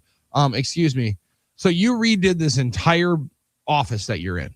Now, Tim, over the last couple of weeks, after baseball season is over, went through an exhaustive remodel of the home studio. Wow. You decided that it was a good idea in reconfiguring, reconstructing, bringing in this big brand new desk in a palatial studio in the banks of Kenosha, Wisconsin. You thought that the right deal was to not put the guitar within arm's reach? That's a terrible decision. It's a big old L desk. Let me just say, and people can relate to this. Deliveries, your cable maybe. Those windows, yes. The 8 to 4 windows. Yeah, the 8 to noon. The 8 to noon. So I figured out a trick over the years, okay, where you say, am I the first appointment that day? Good call. Yeah, figure out where you are in rotation. Yeah. Okay. First appointment that day. So I wanted to get the carpets cleaned. So you're going to be 7th, actually, that day. Ooh. Well, no, they said you're the first appointment. Bang. But your window is 8 to noon. Mm-hmm. I'm like, okay, I don't know how that works, but we don't know when we're showing up. Well, depends how hungover the workers are. Correct. I mean, fair enough. We don't know if the softball team won last night. Well, and I considered maybe they get to work and they do, have coffee and get their game plan, do some paperwork and, load the truck Build and the all that. desk. I'm thinking 9:30 would be fair. If you're the first appointment Sure. and the window is 8 to noon. Stop at Quick Trip, get a coffee. Okay. They don't get there at 9:30, 10 o'clock, 11 o'clock, 11:30, 11:52. I get a call. We're running a little late here. No kidding. First appointment. Okay. Keep that in mind here. 11:52. We're running a little late. We're going to get there about 12:20, 12:25. Not bad. At this point, my nap's toast anyway. Oh, let me bust out my violin for you. Go ahead. Yeah. No nap. Okay. 12:20 hits, 12:20, 12:30, 12:45, 1 o'clock, 1:15, 1:30 hits. And I finally have to call back. Yeah. Hey, did something happen here? Well, she should be there. It's to clean the carpet. 1:42. I got a knock on the door for an 8 to noon window. That was the first appointment of the day. Well, they must have been working on Mountain or actually Pacific time at this point. Doing a tremendous job filling in for Armen Sari and going right after the blue collar workers. Yeah, desk. Well, I get there's other intangibles, but that might be a 5.5 hour window. I don't know. Desk was going to be delivered on a Wednesday. It's very important. When I bought the desk, paid a lot of money, said, hey, Michael, sales rep, Michael, we got a deal if you can install by noon on December 3rd. And this was a couple of weeks prior to that. He's no problem. No, December 3rd wasn't going to happen because I ordered another drawer on it. Oh, so it's my fault. Okay, but you agreed. Anyway, gets in on Friday. All this stuff is taken care of. Everything's fresh and good. And the guitar is the one piece that I can't reach it. This desk is huge. It's 6 feet one way and 6 feet the other way. But like, was it the Resolute desk from the White House? Just about. Gracious. What are we storing in there? Okay, well, what's got to go on top? The desktop PC, the laptop, the processor, the broadcast gear, the microphone. I have a board. I've got the powered speakers. All of this stuff. Guitar? But where am I going to put it? On the desk? Yeah, damn right. Or hang it up right behind you is where it should be. And it should be signed by Tim Allen and the entire Tim Allen band. Like, the fact that there is not one within arm's reach. Frankly, not that far out of reach. It should be. I'd have to take off my headphones. So I did. Now they're back on. Okay. Well, so if you did, the Brewers turn up the heat. Yeah. If you did something like Brewers, keep turning up the heat. Milwaukee Brewers, yeah, turning up the heat. So you just kind of go for a little bit more. Brewers, what's in store? Does he need a music bed or is that double play? Drums in the background? Big home run. Oh, yeah, you could definitely fire that thing up. They're brewing up a barrel of fun with that one. That's what I'm talking about. Come on, cheer. Let them know that you're here. Make a sound. Yeah, I mean, you could do a rock version. Yeah, you definitely could. Like, I think you need to freshen it up because it is too good of a song. And frankly, Tim, do need to get a more consistent earworm in, I think, for Brewers fans. Because as disappointing and frustrated as I can, disappointed as frustrated as I can get it with my wife, that it then goes to go Brewers go Brewers go. I'm like, we're not even going to try. We're not even going to let that stupid jingle get into this house. Because it's too much of an earworm, and as much as I will change their words to their song, we need something that is getting as catchy. And I think Turn Up the Heat is the only thing that Brewers fans have close. I think so. Maybe, and again, we'll do a call out to everybody, all the musicians. So many musicians listen to this station, these shows. that their gears are turning right now. Well, and I gotta say, I think the Tim Allen Band might be the one to be able to repeat doesn't it. exist. I know you said the Crispy Brothers, and they are phenomenal, and they would do a tremendous job. I still think the Tim Allen Band might be the one to have it. 608 text from our friend said, let's stop kidding ourselves that we're going to keep Freddie Peralta with how many good players we can get for him. Have to say goodbye. How many? The other, that is a question, Tim, and I wondered when you mentioned not doing it like Burns, and you said it wasn't necessarily a shot towards the Joey Ortiz or the DL Hall return, which fair or unfair, like they were, it was a decent return. Was it the best thing you could have gotten? I do struggle to see that was the best package you would have gotten, but that I wasn't making the decision or on the phone calls. I wonder if because of everything that comes along with for Freddie Peralta, and not saying Corbin Burns was a bad guy, but there was a lot of different conversation, whether it was missing a bunch of a season in 2019, Tim, because he gave up 11 home runs in 3 games and had to re-find himself. He had been dealing with some struggles that way as to command. And if he is locked in, he is as good as any in baseball. But once the postseason came around and not wanting to go on short rest, like there was just a little bit more there than Freddie Peralta, ultimate team guy, comes in to pitch in a playoff game in relief after starting. Like, so it just feels like a difference there with the two that maybe it would garner different attention from other teams and acquiring teams and make the interest a little bit higher for Peralta than it even was for Burns, who was more decorated at the time that he came up. And the decorations came after that time frame that you just alluded to. I think there was correct me if I'm wrong, I think there was a sports psychologist involved. I think he had LASIK surgery, I want to say. In 2019, yes. Yep. There was just kind of a reset for him heading into 2020, right? And he remedied all of that. And good for him, because then ultimately won a Cy Young. And so there was some history there, and did that stem from the arbitration hearing? Somebody in the room had made some comments, which, and that's the problem with the arbitration. And that's the problem with you going to it, which you kind of understand you're going to get into. Yep. Yeah, he should not have been there because it pits the team against its own player. Mm-hmm. And that's just a flawed system. It really is. I don't know. I don't have a solution to it, but it is a flawed system. But I think you're right in that these situations are a little bit different. And I think the Brewers can learn from that. So at what point does your farm system top out? You know what I mean? Yeah. It's like a house in your neighborhood. No matter what you do to it, at some point, the neighborhood dictates it. Correct. The value of it. Yep. Unless you put a dome over it and it's retractable. I mean, so I just think you have enough reinforcements in the farm system. You have enough prospects. And these all are graded out by people that are far smarter than me, that Brewers farm system is loaded.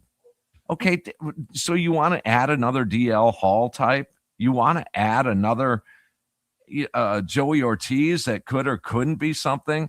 Or do you want to just an absolute, by definition, anyone's definition, an ace and one of the top 10 pitchers in baseball for a season?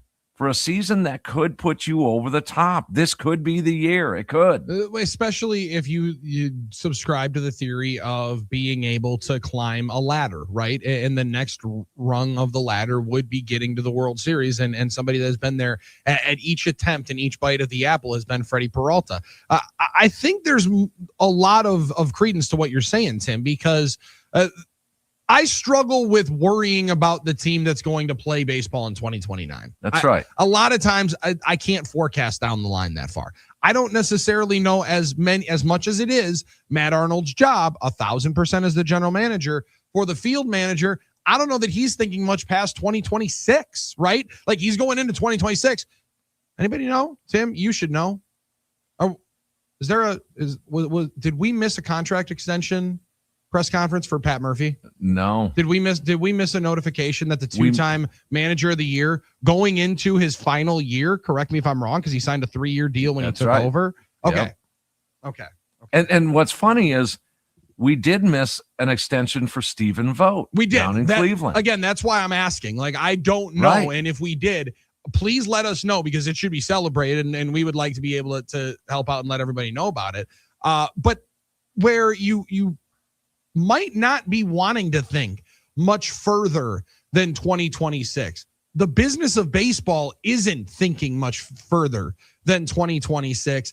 And the question of learning your lesson, not necessarily upsetting the apple cart in the locker room, not necessarily taking away a really, really good player and frustrating the group, because I think teams have now done it. Like you saw Arizona trade out 2 of their best players, and they were in it the final day of the regular season. One they got back. It can still work. And yeah, he signs a 2-year deal because he never wanted to get traded. Mm-hmm. But the way that the business of the game is at this moment, the hot feeling that your fans have at the moment, it feels like maybe it would be the time to learn your lesson of, I don't want to take the hit publicly that it would come with trading this guy one more time right before we have a chance to go try to win this thing. Yeah, I agree. Let's just hold off. Maybe someone blows you away in July, and maybe by then Logan Henderson is one of the best pitchers in the game. Maybe you find a diamond in the rough with Mizorowski just off the charts, so good. Mm-hmm. Maybe all of those stars line up, and you decide then. But in the meantime, you've got an ace, and what are you going to get in return? I'm just saying, what are you getting in return in the offseason? You get another Braylon Payne? Wow, do you get another Carlos Rodriguez? Do you get another Jackson Churio? Could. And there's the rub. That's the tough part. You just don't know, right? Listen, I laugh at it because it's one of my favorite clips in television history. You could take the boat, or you could take the mystery box. What could be in the mystery box? Could be a boat. I like certainty. Why would you not want to go with the mystery box? I like certainty. That's why. I like what Freddie. I know what Freddie's going to do this year.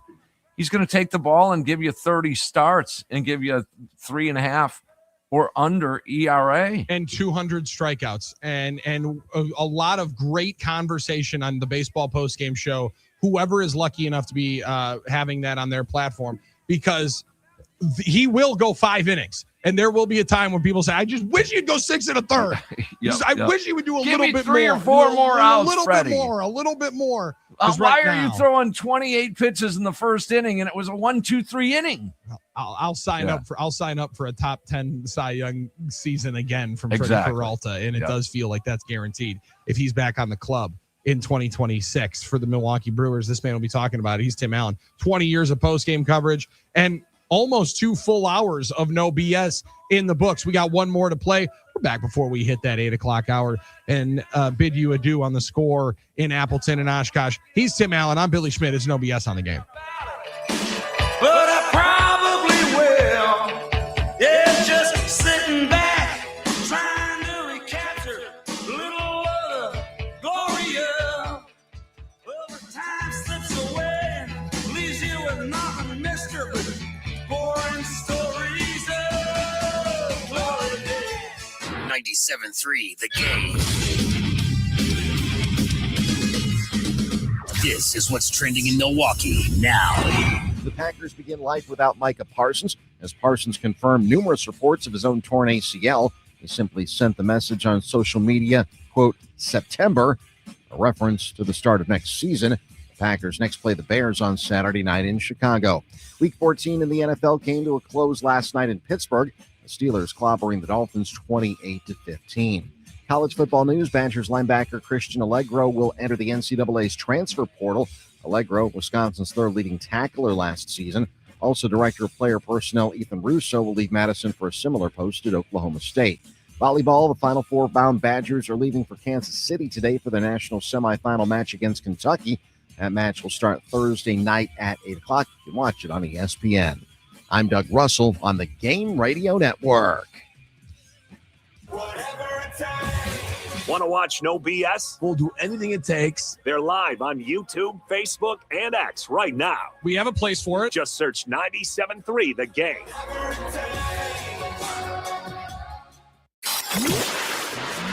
Now, a year in rock spotlight, 1973. Led Zeppelin released their fifth album, Houses of the Holy. It goes to number 1 in the US and the UK and yields the top 20 hit Dire Maker.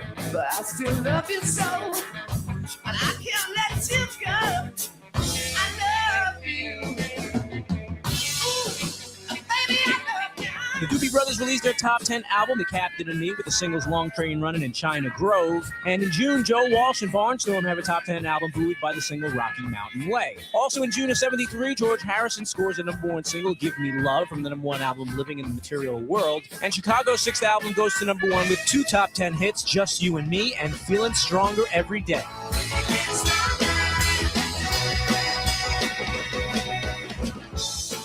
July, 600,000 Jam Watkins Glen for Summer Jam, the largest rock festival ever held in the U.S. It features the band, the Grateful Dead, and the Allman Brothers. And in August, those same Allman Brothers released their first album after the death of Duane Allman and had their only hit single with Ramblin' Man, which goes to number 2.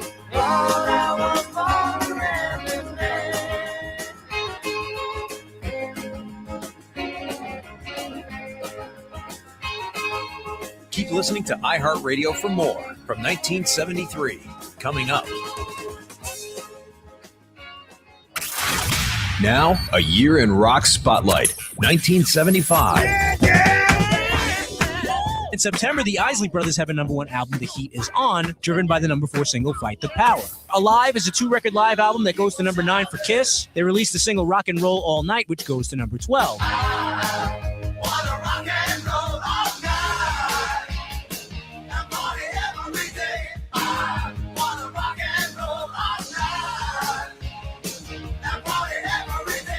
David Bowie switches to Philly Soul on the LP Young Americans, featuring the number 1 single Fame, which was co-written by John Lennon.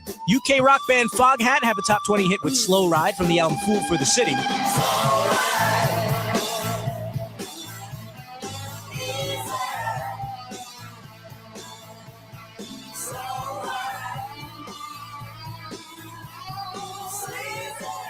In October of 75, Pink Floyd released their follow-up to Dark Side of the Moon. Wish You Were Here goes to number 1 in the US and the UK.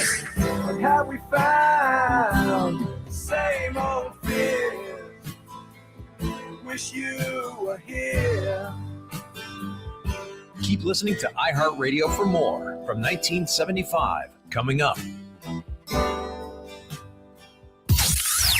Now, a year in rock spotlight from 1977. September of 77, American duo Steely Dan released their 6th album, Asia. It goes to number 3 in the States on the strength of 2 top 20 hits, Peg and Deacon Blues.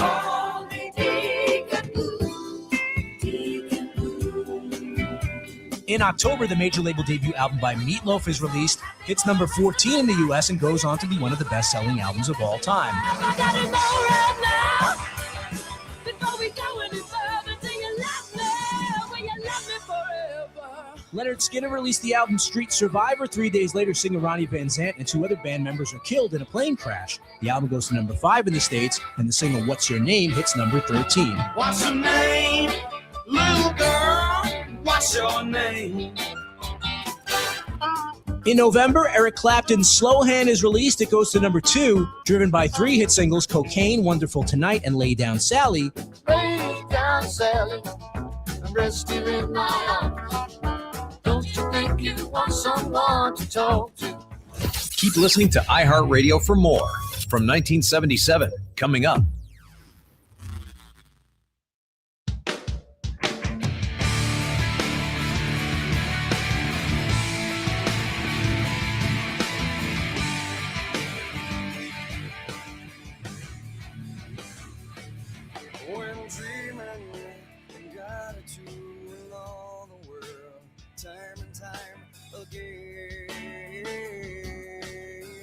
Can't wait for Thursday night. It's No BS on the Game. Tim Allen in for Armen Sarian here today. Timmy, Rams and Seahawks coming up on Thursday night. That's about as good as the NFL can get. Yeah. They sold, and rightfully so, the huge matchup a year ago of 14-2 for the NFC North in Week 18. Well, if this was in Week 18, it would be just as good because it would probably be 13-3 against 13-3 for the number one seed in the NFC North and control of the NFC. Man, both of those two teams are so good right now, and it is setting up for a phenomenal Thursday night matchup. No, No, that was scheduled. Okay. All the Thursday night games are set in stone. I believe the Monday night games are now the ones that also can be flexed out. Yes. Yep. Yes. And I like that, what the NFL has done with that. Yeah, I agree with that one. But like with Los Angeles now losing Devontae Adams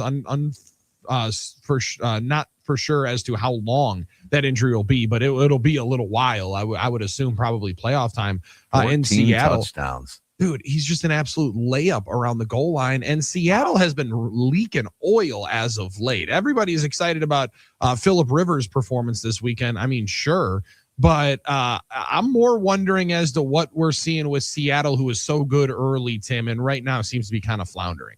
A little bit. Their defense has really had a great season. Mm-hmm. And now are we seeing maybe a little of Sam Darnold come back down to earth here a little bit? There's a little pumpkin factor to my man, Sammy. I think so. There might be a little pumpkin factor. Just a tick.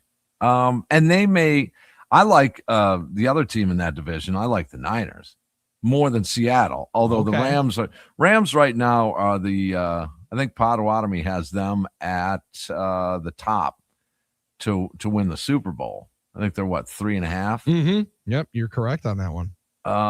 So I mean the Rams are, but the Rams defense, they can give up points. The problem is when they do give up points, you want to get into a shootout with Puka and Kyren and Stafford and Devontae. I mean, they'll take care of business. Just all right, we'll beat you 40-35 then. Okay, fine. Yeah, you saw Detroit get into that game this weekend, and I really I loved Detroit all week long. Like I thought in the spot, it was a huge Detroit week. Third quarter did them in completely, and just never came back out of the locker room the way they needed to. And Timmy, they also just there is not enough respect and enough words that you can say for what Stafford has done this year. On top of changing the equation in the offseason.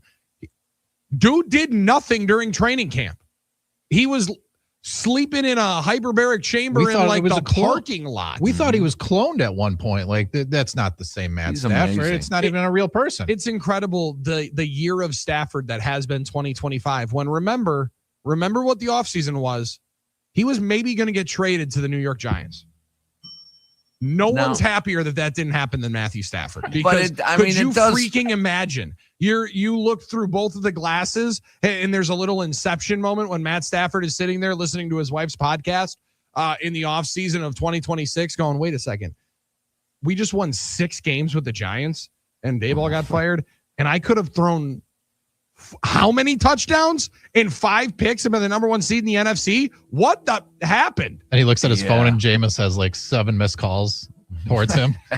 I mean, it is an incredible juxtaposition for where he was. It does help with Puka and Devontae on the outside and Kyren and Corum, behind him. It helps with Sean McVay. It helps. It also helps to have Sean McVay, who might be the best out of this young grouping of Hall of Famer top coaches. Matt Stafford, man, he's a clear-cut Hall of Famer. Oh, I thought you were talking about Sean McVay.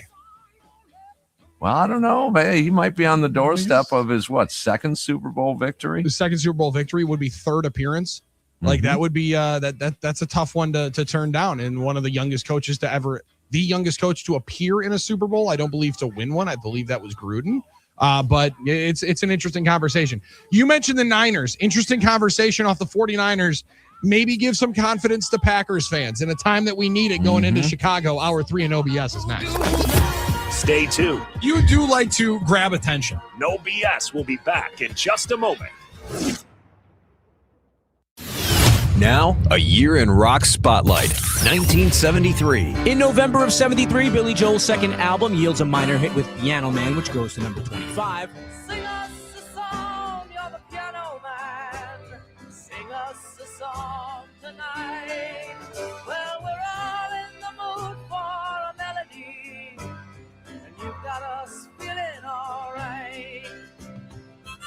Ringo Starr continues his solo success with the number 2 album and 3 top 10 hits, including 2 number 1s, Photograph and You're 16. Meanwhile, John Lennon releases his 4th solo album, Mind Games, which goes to number 9 in the U.S.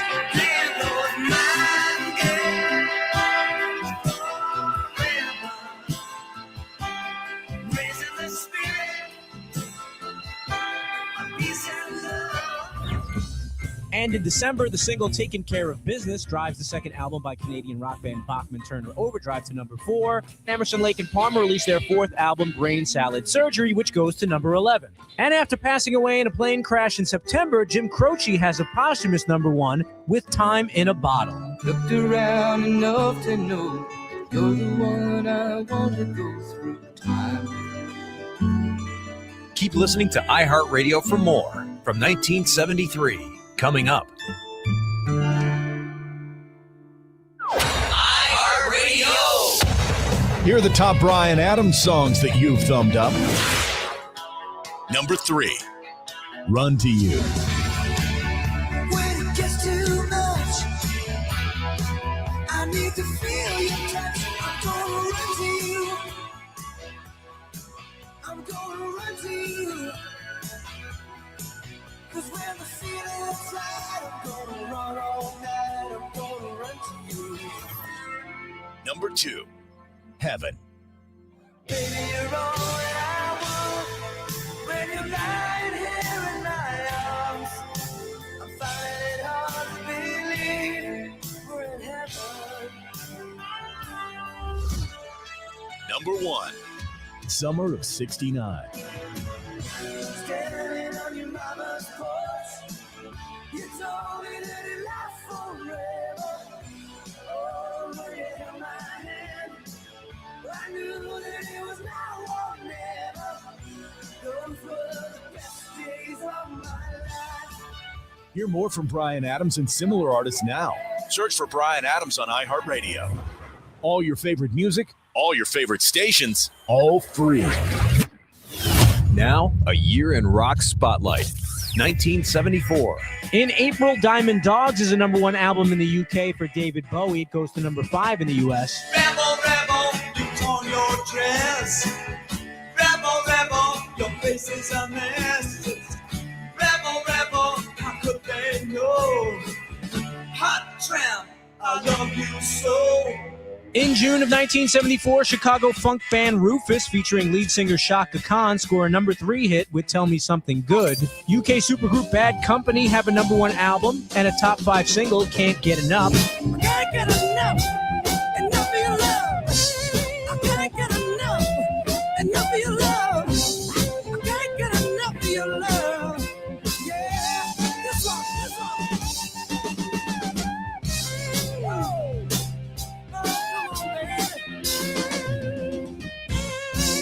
And Dutch hard rock band Golden Earring have a number 13 hit with the single Radar Love.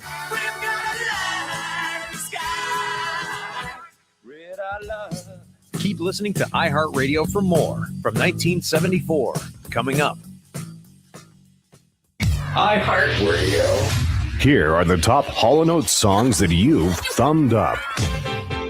Number 3, Kiss on My List.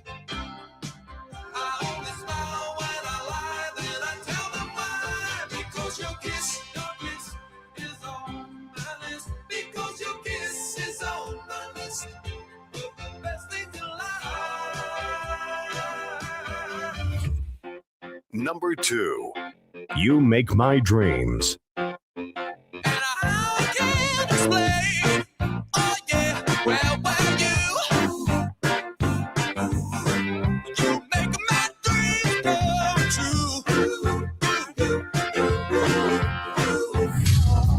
Number 1, Man Eater. Oh, here she comes. Watch out, boy, she'll chew you up. Oh, here she comes. She's a man eater. Hear more from Hall & Oates and similar artists now. Search for Hall & Oates on iHeartRadio. All your favorite music, all your favorite stations, all free. What you waiting for? Let's go. Make sure to make us a preset on the iHeartRadio app so you can listen to us anytime, anywhere, Wisconsin's home for sports and stuff. We are the game. Tight end standing up left side of the line on second down. Quick toss into the crowd. Ball broken up, incomplete. 10 in the play for more. Keyshawn Nixon literally blew it up. If you wanna run away with me, I know a galaxy and I could take you for a ride. I had a premonition that we fell into a rhythm where the music don't stop for life. Glitter in the sky, glitter in my eyes, shining just the way you like. If you're feeling like No BS on the game, hour 3. Going to near halftime, and we are going to be hanging out with our friend Aaron Nagler coming up in 1 hour from right now when we carry the G. Might be a little heavier. Might be a tick heavier now after one loss. But listen, streaks are meant to be broken. Time for the Packers to start themselves a new winning streak Saturday night in Chicago, in control of the NFC North. On the line, Tim Allen is in for Armen Sarian today, who is on assignment the next couple of days. Timmy, you in our last previous segment told us about your sneaky team, the one that nobody's talking about in the NFC, that you have become a big fan of as of late, to potentially not only make a little run, but maybe make it out of the NFC. And that's that team with that burgundy and gold out there in Santa Clara. Ooh, my goodness. You're talking about you like a home team potentially in another Super Bowl out there in Santa Clara for the 49ers right now? It could be. I mean, guys, when you look at a big time NFL playoff game, you also have to look at the coach. The coach to win one game. Amen. You know, and is say Detroit. Are they built to win one game yet? No. We've seen it. We've seen it where, hey, high risk, low reward. Dan Fair. Campbell. Yep. And he's going to make that. Kyle Shanahan won't make that mistake. A Jim Harbaugh will not make that mistake. Now, if you're looking for a sneak play, maybe some good value, I wouldn't count out the Chargers for pulling an upset or two. Yeah, I think that they can beat somebody. I don't know if they're going to be able to block enough to get all the way home. My favorite team right now in the AFC is the Texans. I'm so in love with their defense. Their offensive line, again, going to be a question mark. The Broncos, the one that you just watched over the last couple of days, that's the team that has the best unit up front, both sides of the ball. And if you have to go out there and beat them and they only have to win 2 to get home, and talk about another coach that's probably not going to make that mistake. Sean Payton is quickly getting that team into the conversation where it's going to be hard to have them out. It is, but are they a little bit before their time? Just a tick before their time, don't you think? I think when you think that you're ahead of schedule, you're right on time, Tim. You mentioned the Detroit Lions in 2024, or in 2024. What was the narrative? What was the conversation? They were a tick too early. They were 1 year ahead of schedule. We'll be back, man. I'm telling you, I told them in the locker room, man, not guaranteed to be back, man.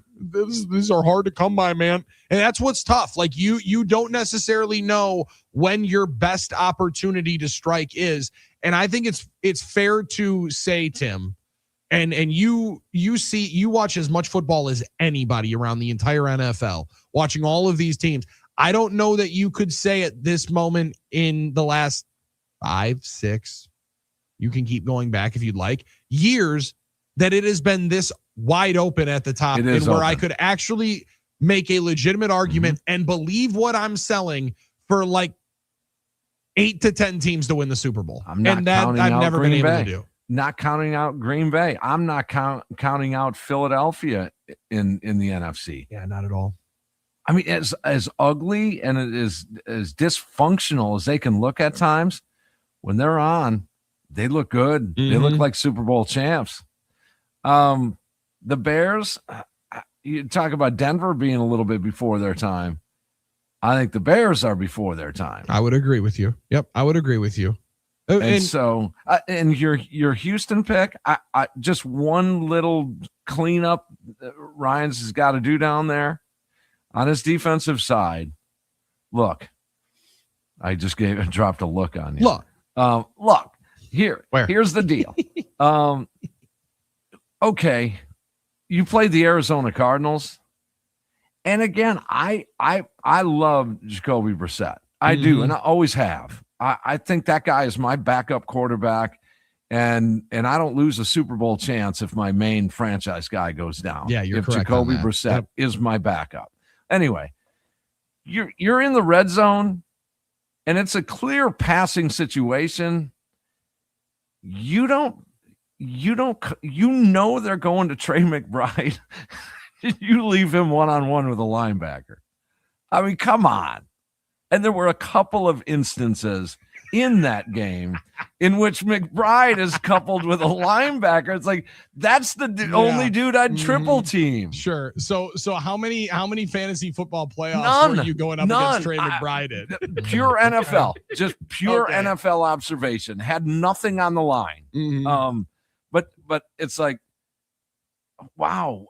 So those little things, but I hear you with Houston and Stroud, although a down year last year, is starting to look more like his rookie year. A tick more, and I think they're getting a little bit healthier. And when you had a defense like that, you got a chance. But like Timmy, right now at the Potawatomi Sportsbook, where you can bet above the rest, and you should. Or if indeed you don't bet, that's very much okay.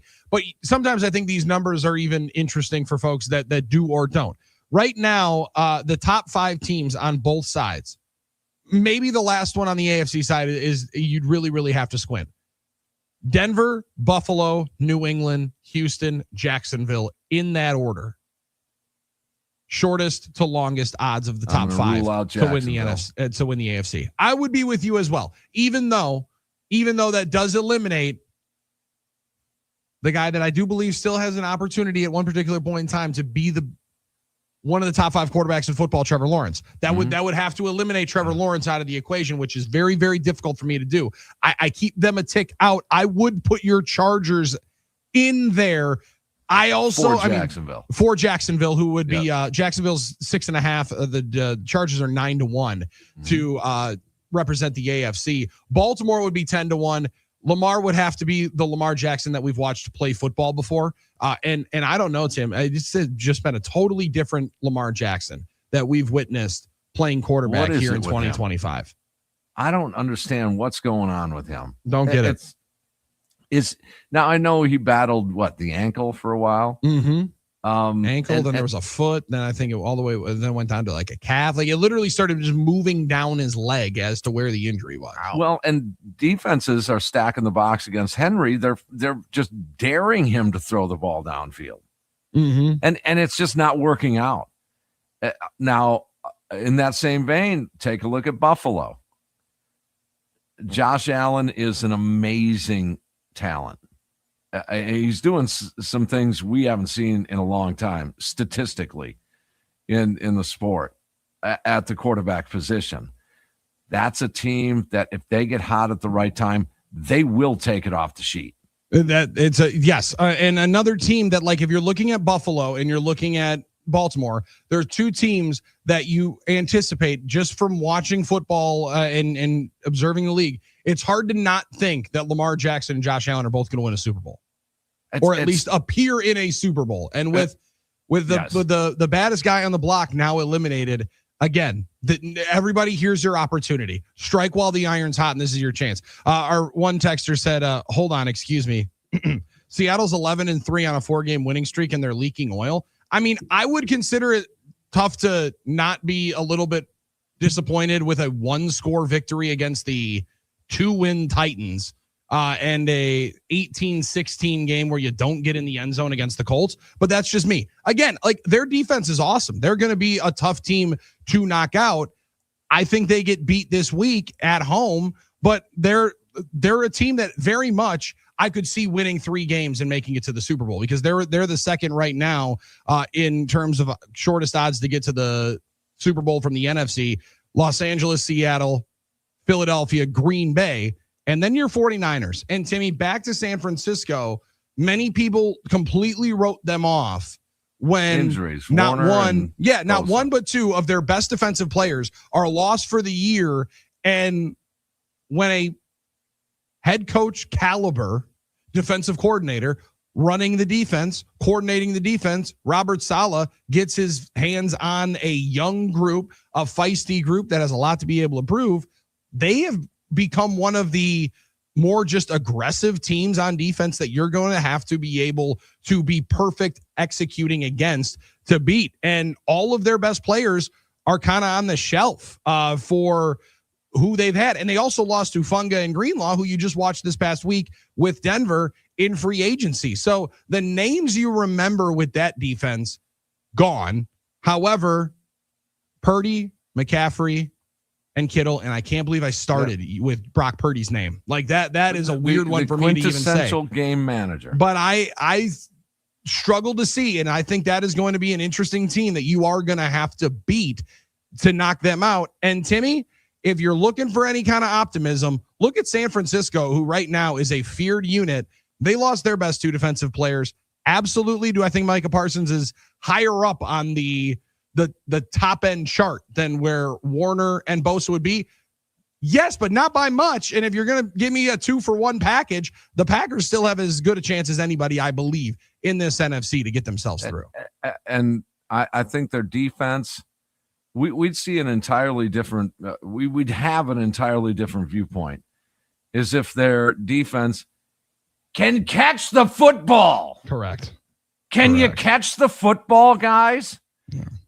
You wonder why they rank toward the bottom of the league in turnovers. Mm-hmm. I mean, they'll go 3 games. Well, you know this. They'll go 2 or 3 games in a row with 1 turnover. I mean, you gotta go after the football. So if the timing serves, I think the timing is great for Green Bay's defense to start catching the football. It would be advantageous. Like if there would be a time to make the conscious decision, you know what we should do is we should actually intercept these passes. Yeah. They're throwing them towards us. They're throwing them to us. Right. We have a chance. Right. What I think we should try to start doing, guys, is catching them. Yeah. Like that would be, Timmy, that is a code cracked. But are we seeing in the NFL, we always say, in a broad brushstroke that, boy, look at the parity in the NFL. Look at the parity. Pick a year. Throw a dart at the calendar and pick a year. Oh, there's so much parity in the NFL. We could always say, even though you would say that, pick a year, 2021, 22, whatever, 2017. We could always say, but look at the big boys in the AFC. Look at the big boys in the NFC. We could always throw out 3-4 teams and say, those are the big boys. This might be different, that it's legit parity this year. As you just ran down the list in both the AFC and NFC, we could see all of those teams winning a Super Bowl. Mm-hmm. Totally could. And none of which, well, maybe 1 or 2, you could sort of call them, quote, the big boys. As longtime listeners of me, I've always called them the big boys in the NFC. Who were they? Okay, well, this year, is it the Rams? Is it? Well, to me, it's the Rams and the Eagles. And even though the Eagles have plenty of questions, no doubt about it, it's another one that you have to knock out. Like that's a heavyweight champ that somebody is going to have to knock out. And I don't believe they're not going to go down swinging. So New England, you had in the AFC, had Buffalo down 24-7. Buffalo comes back, and knocks them out, and gets the win. You can't necessarily call New England anymore a big boy, or Denver. Are they a big boy? I guess by virtue of record. But it's not like they came into the year with the expectation of that being the 1 and 2. Amen. That's right. And would it shock you if Buffalo beat Denver in Denver in a playoff game? No. No. You know why? Because again, and listen, I don't take my word for it, because if I was this good at being able to call out the spots and knowing exactly what's going to happen, I'd be a much, much more wealthy man. Mm-hmm.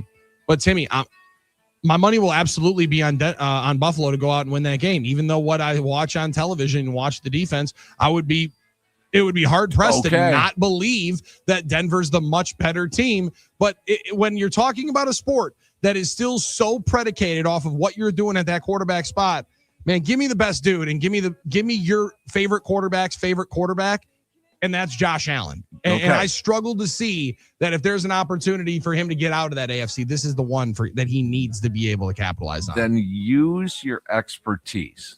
And by that, Billy, I mean, when and if that matchup occurs, don't get swayed by the spread. Don't get swayed by the weather. Don't get swayed by anything. Stay with it. Mark the tape here. Bet big on that because you believe that now. A lot of things are going to happen between that matchup and now. And so stay with it then, okay? I'm going to stay with it. If Buffalo, just because of this show, if Buffalo ends up in Denver, I'm all over Buffalo in that game. Let's go. That's what I'm talking about. And this is the man that, listen, you started betting big, betting bold, and betting above the rest of the Potawatomi Sportsbook back on May 31st. Now, we talk about turning points of the baseball season. June 19th, we talked about May 31st, end of May. Luddy's birthday, which is we're always going to be able to enjoy. 31st might have been your own personal turning point, Timmy, being able to call that one and out. that ticket lives. And that ticket lives on. It's 200.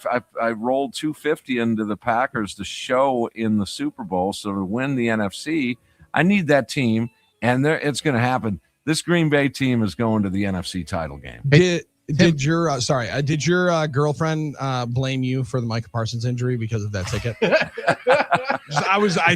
Immediately. I bought her one too. I got her one. She gave me some money to get her one of those. Okay, tickets. there we go. That's what I like to hear. Oh, so she's pot committed at that point as well. Because I figured immediately we were turning. I thought immediately we were turning that thing on you. I'm like, hey, I grabbed you a $50 ticket. She's like, oh, here's the money. No, it's fine. Don't worry about it. Come on. You got it. The guy's made of money over here. No, I'm not. But I thought I'd do something nice. Lead of the Tim Allen Band. What are you talking about? Longest running radio show in the state of Wisconsin. Baseball postgame show. You want it? Listen, bidding war up. You're gonna have to you're gonna have to come correct.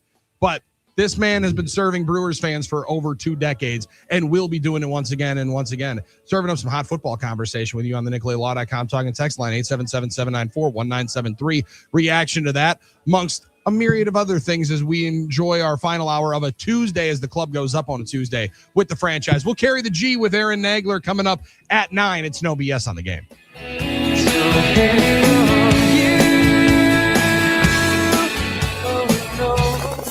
Stay tuned. You do like to grab attention. No BS will be back in just a moment. Now, a year in rock spotlight. 1974. In April, Diamond Dogs is a #1 album in the UK for David Bowie. It goes to #5 in the US. Rebel, rebel, you torn your dress. Rebel, rebel, your face is a mess. Rebel, rebel, how could they know? Hot tramp, I love you so. In June of 1974, Chicago funk band Rufus, featuring lead singer Shaka Khan, score a #3 hit with Tell Me Something Good. UK supergroup Bad Company have a #1 album and a top 5 single, Can't Get Enough. Can't get enough, enough of your love. I can't get enough, enough of your love. I can't get enough of your love.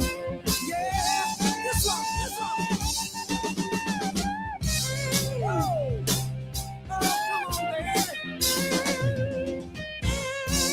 And Dutch hard rock band Golden Earring have a #13 hit with the single Radar Love.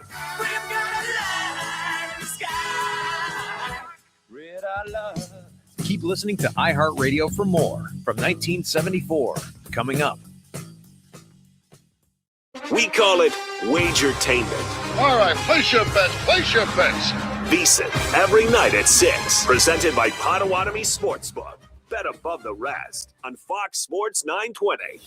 Now, a year in rock spotlight. 1973. Sing with me, just for today. Never tomorrow, the good Lord take you away. Boston band Aerosmith released their debut album at Ferris Poorly. It would be re-released in '76 and yield a top 10 hit, Dream On. You ain't nothing but a hound dog, right on that. Elvis Presley's live TV special, Aloha from Hawaii, is watched by more than 1 billion people worldwide and introduces the world to the rhinestone white jumpsuit. In February of '73, Alice Cooper has a #1 album with $billion Babies, along with 3 top 40 singles. Elton John also has a #1 album and his first #1 single with Crocodile Rock.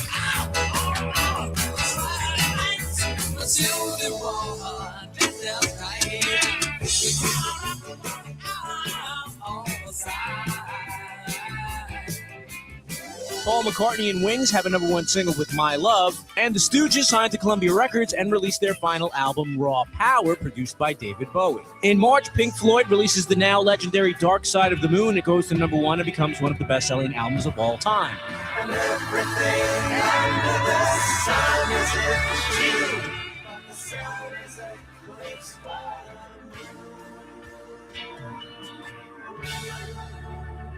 Keep listening to iHeartRadio for more from 1973. Coming up. iHeartRadio soundtrack flashback. Deep down, we're all Ducky. Pretty in Pink in 1986, another teen classic, had a huge soundtrack full of hits that we now call alternative. The biggest of all, If You Leave by Orchestral Maneuvers in the Dark. I touch you once, I touch you twice. I won't let go at any price. For more great movie soundtrack hits, check out Popcorn Radio on the iHeartRadio app. Now, a year in rock spotlight, 1968. Born to be wild. In January of 1968, Steppenwolf released their debut album, including the single Born to be Wild, which charts at #2 in the U.S. Johnny Cash records 2 live shows at California's Folsom Prison, along with June Carter and Carl Perkins. Also in January, the Beatles are #1 with Hello Goodbye. In London, they launched their own company, Applecore, with a store, a recording studio, and record label.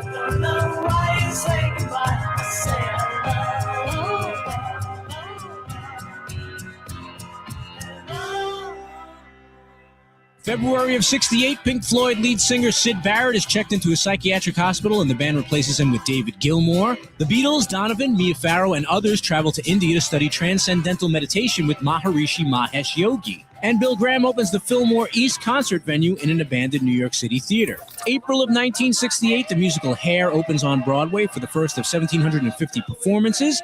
It would spawn several top 40 hits, including Aquarius, Good Morning Starshine, and Hair. Simon and Garfunkel released their album Bookends, which goes to #1 in the US and the UK. The single Mrs. Robinson would go to #1 in June, thanks to the movie The Graduate. God bless you, please, Mrs. Robinson. Heaven holds a place for those who pray. Hey, hey, hey. Hey, hey, hey.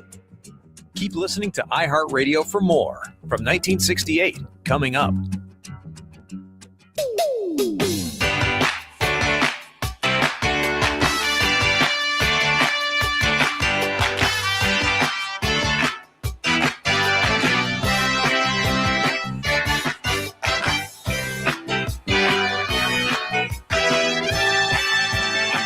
Come on now.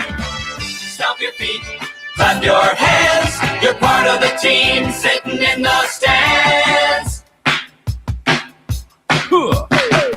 Come see what's brewing. Come see what the good times are. Come see what the Brewers are doing. Come on and cheer a superstar. Be a believer in Brewer Fever. Now, maybe no bigger believer in Brewer Fever than my friend Tim Allen, who joins us today and tomorrow in for Armen Sarian here today. Now, Timmy, by request, Brewers Fever, come see what's brewing from our friend Brian in Madison when asking and saying, like, Timmy, why don't you redo Turning Up the Heat, make a bunch of money, and get us a better and another song for Milwaukee Brewers fans to sing and hum and enjoy during the season? He did send us in the link. Listen, we love Come See What's Brewing circa 1980. Oh, yeah. You don't have to needle us to be able to play this bad. And Turning Up the Heat, any Brewer song. Any one of them. Now, would you prefer to be redoing Come See What's Brewing or Turning Up the Heat? Which do you think? I like Turning Up the Heat. Seems a little more rocking to me. I would agree. Yes. A little lower end foundation and dun, dun, dun, dun, dun, dun, dun, dun, Brewers, keep, that sort of thing. It also feels like there's a little bit more malleability, right? You can move it around a little bit. You can probably add into it a little bit more. The What's Brewing thing you just played had a lot of chord changes, a little busy. Sure. More simplistic was the Turning Up the Heat song. So okay, so I think we can definitely enjoy a little bit quickly if that fires through. Yeah. Now this one you could see low end almost. Yeah, you could rocky this a little bit more. Might be able to hip hop it.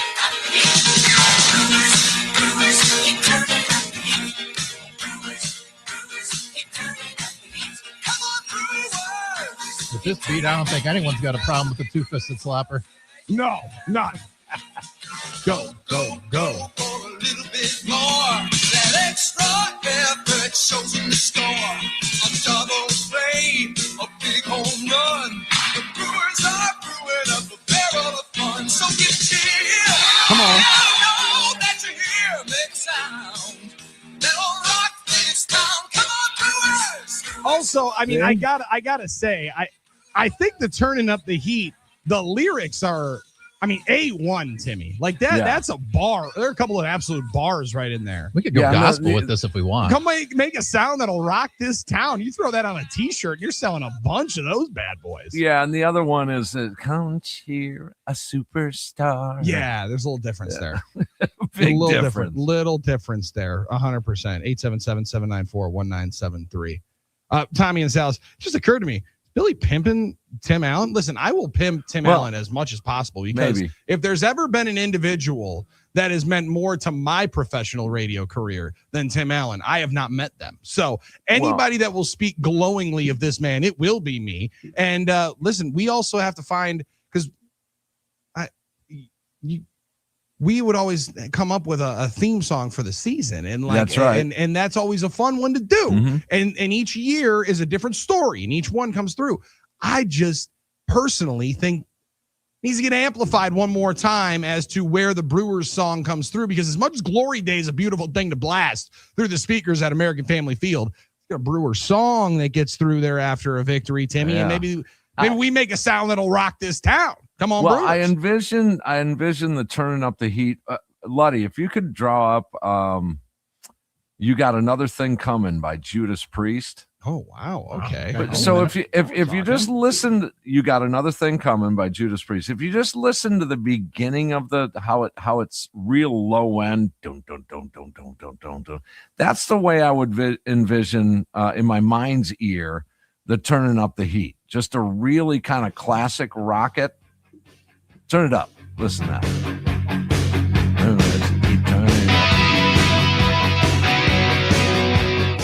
So something sort of in that ballpark. Okay. Just a low you could end. do something with that. Yeah. Yeah, you could do something with that. That would work. That would be fun. Now, the better part is, does Tim Allen go on lead vocals, or are you going to try to bring? I'm a horrible studio musician. I'm just awful. I don't. It's too. I'm not. I'm just. Those studio musicians are good. I love that. That a studio music, because this man rocks out wherever you're going to see him playing music on a local stage nearby. So you're calling it a little bit of a different clearance of studio musician to this guy rocks socks over at Brewski's. They're so much better in the studio, so much better, and so much just more true. Whereas I'm just kind of what they call, and this isn't such a bad thing, but a little more of a hack kind of rock guitar player. Just get up there and just rock it out and have some beers and whatever. Yes. But speaking of beers, doesn't this song make you want to like drink like 20 of them at a Brewers tailgate? You know, number of beers. Sorry, Tim. Yeah, for sure. Just that Turning Up the Heat. Can you hear it in there a little bit? Sort of that. You style. definitely can. Well, and our friend Dan on the YouTube comments fired in. He goes, nothing like a song like Turning Up the Heat to just warm the cockles of your heart on this cold December day. Oh, we're going to see. I saw a forecast that said 44 on Saturday. Yeah, it's rolling up here. It's going to get nice. It's actually going to get decent over the next couple of days. Here's more good news. Come on, let me hear some. We are less than a week. So what's the date today? The 16th. We're 5 days away. And the days at that point start getting longer. Look at you turning the page into the different clock. on the sunrise and sunset. I like Would that. be Good the work here. Vernal equinox? Sure. Or would that be? It's definitely not the summer solstice. No, Winter the solstice. winter solstice. Winter That's the word. solstice. Yep, is that's that the it? word. Yep, Okay, that's the maybe. deal. Yep. That's it. Listen, if not, the Department of Corrections, the NicolaLaw.com talking text line, will help us out there as well. Well, and I do 877-794-1997. Yeah, we're good. I Winter solstice, December 21st, 2025, 9:03 Central Time. There we go. Let's roll. So you pick up a minute just about or more every day. I have been throughout this off season also. I would recommend this to anybody. That I do take a daily trivia. Just because, I don't know why. You take a daily trivia? What is it's like a vitamin? Medicine or something? No, it's medicine for your brain. Oh, that's well said. Teaches you stuff. Does it come in one of those daily things where you got to flip up the it's- thing and pull out the like on an advent Tuesday? calendar? It's like it's like on the home speaker or on Facebook or whatever. Almost like a virtual word of the day calendar. Okay, Yeah, I like kind that. of. Okay. How good are you at your daily trivia? Not good. Not good. Our hit percentage no. is quite low. Geography, awful. I got you there. Yeah. I mean, I couldn't even point which direction some of these countries are. Well, you got to set yourself up for some success. And like, were you a Geography B champ at one particular point in time? No. Let's get some American history. And Plus, countries change. I mean, at one point we had two different Germanys. See, now like there's only one. So. Armen What has taken it happened to upon himself. Yugoslavia? Oh, a lot of things, Timmy. A lot of things happened to Yugoslavia. A lot of separation, and there's a basketball team. There's a good 30 for 30 that you'd like to watch. Armen would definitely sell it. I believe that's the Once Brothers. You'd enjoy that backstory. It would give you a sports version of it. But Armen's now in what, Luddy, week 4 or 5 of a streak on Mondays, somehow being able to tie in a Packers call and a matchup in the Packers game to a former presidential election. Well, it helps when you have Nixon on the team. When you have Nixon and anyone named Kennedy or Bush on the other sidelines, he's got it figured out. You find enough of those, so he's getting in Wilson. angling with that one. Yeah. Yep. So maybe that, if you would just trim up your subjects. I mean, you're not trying to win Jeopardy here on this trivia contest. No, give yourself better opportunity. Just sort of trying to sharpen up my brain. I like that one. Now, our friend Kiwani Joe wanted us to know. Happy holidays, fellas, and let's have a damn Tuesday. Joe. Is there anything better than Billy and Timmy on the airwaves and interwebs? I would struggle to say. I mean, it's always fun. Kiwani Joe. Oh, a home of Jerry Augustine. I remember looking on the back of my Jerry Augustine baseball card and seeing hometown Kewanee, Wisconsin. Yep. Oh man, I would just stare at that thing. It's like seeing Shane Raleigh, Racine, Wisconsin. Yeah, and I thought I actually thought the other thing of Augustine that was always captivating for me was UWL. Right, like knowing that he had his education and like playing at UWM, like being in the state, from the state, formerly coaching at UWM, like being a part of baseball in the state. He's one of the best examples for it. Also, remember when they used to play that game, Hacky before games, Timmy, when Jerry would all of a sudden just be sitting there telling stories. You're like, wait a second, are we actually just hearing stories from Jerry Augustine right now? Well, yeah, and some not for air. Many not for air, yes. Yeah. Many not for, which is a good thing. Well, cryptically, we've talked about them in the past. Some of those stories. So, for example, it really came from Jerry Augustine, but we would say, and I won't bring up the story, but we would say, hey, one of these players once told me a long time ago that in the 1983 season he was throwing at someone. So. Some of them did come out, but without being attached to Jerry Augustine. Well, that's a better thing then, because there were so many good stories from those 1982 teams, Timmy, that you do wonder and know. There's zero chance that we'd be able to. MLB Network yesterday afternoon had on 82 World Series stuff. You were signed up for that, weren't you? Oh my god! And normally I never watch TV. I don't know why I threw it on. It must be some karma or something. Because I just threw on the TV and thought, I'm going to throw on MLB Network and get some work done. And they were like, and then in game 6, I'm like, whoa. So much for that work getting done. Blast the speakers, and that was off. So, Timmy, I wanted to, before we, and we'll talk a little bit more baseball, obviously, tomorrow throughout the day. But What did you think of the Pittsburgh Pirates trying to get a nice little PR bump of the Kyle Schwarber offer of nearly 4 years, $100+ million, and then quickly he flips over to the other side of Pennsylvania, stays with the Philadelphia Phillies? This is going to be good stuff for Pat Murphy, where he puts it down into the list of teams that tried to get better. Now he can throw in the Pirates as to why the NL Central is always the most competitive league in ball, where, listen, look at all the moves the Reds made. Look how talented they are. Look at all the moves the Cubs made to try to get St. Louis trying. Now he can even throw in Pittsburgh in there because apparently they're at least letting everybody know they wanted to spend money. They just weren't allowed to. I could equate it to possibly the CC Sabathia offer from Doug Melvin.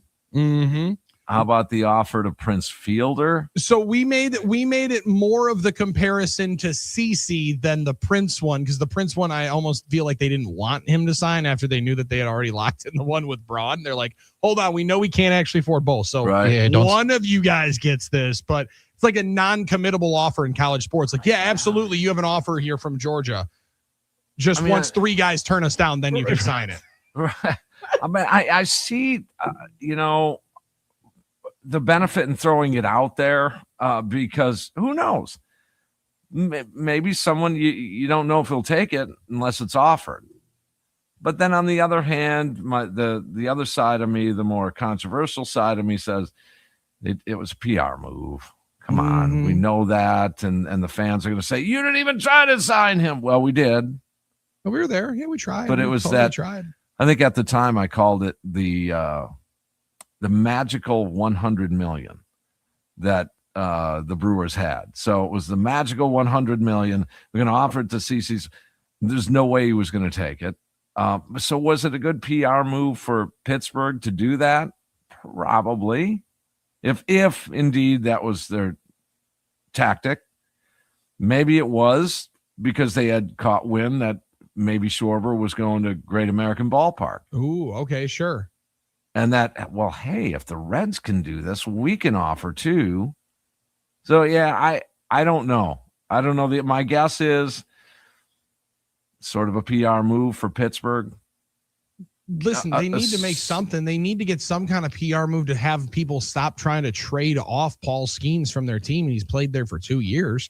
Like they had to do something to be able to change the rub. Now, the Reds thing is fascinating because I do believe and would think they would be serious contenders for somebody, right? Like they have, it's a baseball loving market, even though the playoff attendance wouldn't signify it. Like they still love ball there, and you anticipate that they have some money to spend because they haven't spent much at all. And you go and hire Terry Francona to do something, but there's some players and they right did here. Something. Yeah, there's players right here at the top of free agency that are actually starting to sign deals before the first of the year. It's been a much more active market, and it's been a lot more enjoyable to be able to follow than the last couple of years.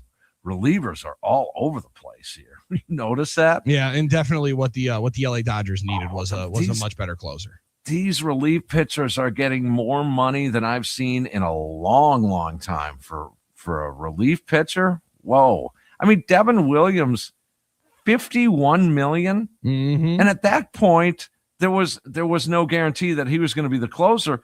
He signed 3 years for $51 million to be a setup guy. To potentially be a setup guy because they still thought that they were going to get Diaz.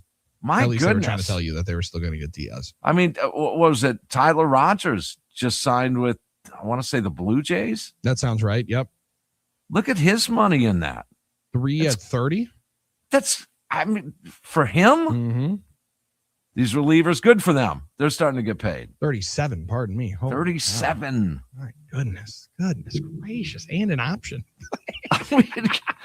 These are, I mean, you could pick up a Jared Koenig from Indie Ball. Now, Timmy, the other question, well, and Cody Ponce, how about that? How about talk about a resurgence? Ponce paid off going to Japan and comes back and gets himself a nice holy big contract. Josh Lindblom. That is hilarious. But now we did have a question, and I don't necessarily, I apologize to put you on the spot here because I don't necessarily know that we know at all. But what happens to the contracts potentially into 2027?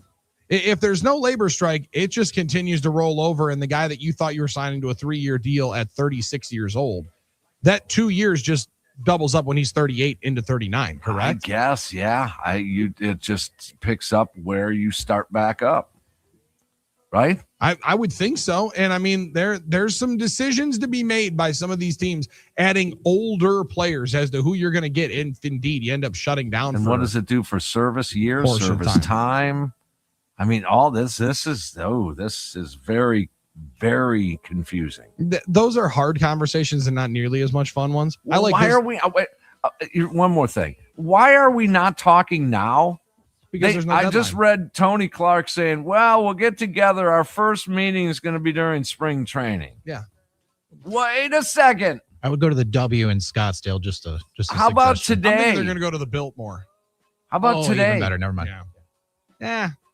Winter meetings would have been nice. Why don't you guys get a union, the league, get in a separate conference room at the hotel and start talking about this now? Well, and I don't believe they have as much issue as the NFL Players Association was struggling with.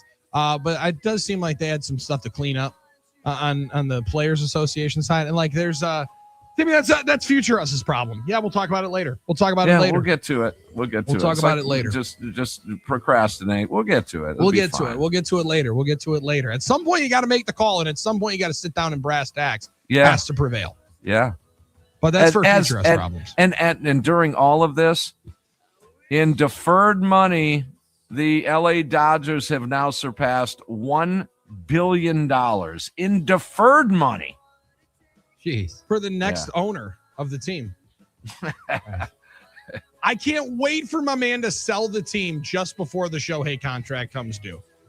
Because it definitely could happen, especially after he just buys the LA Lakers. 877-794-1973. All right, one more to play before we carry the G with our friend Aaron Nagler of Cheesehead TV. A couple of things to clean up on the talk and text line and some playoff scenarios to outline, and one for the Green Bay Packers as to how you are in to the big dance with a win in Chicago. Add that in coming up on the other side. It's no BS on the game.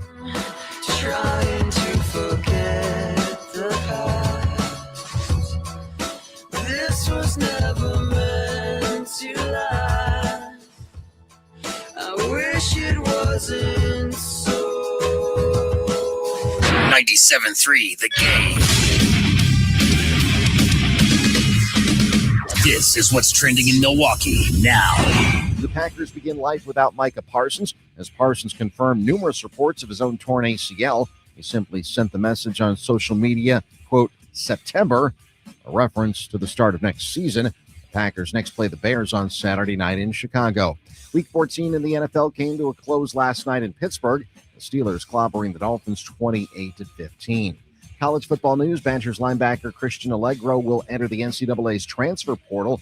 Allegro, Wisconsin's third leading tackler last season.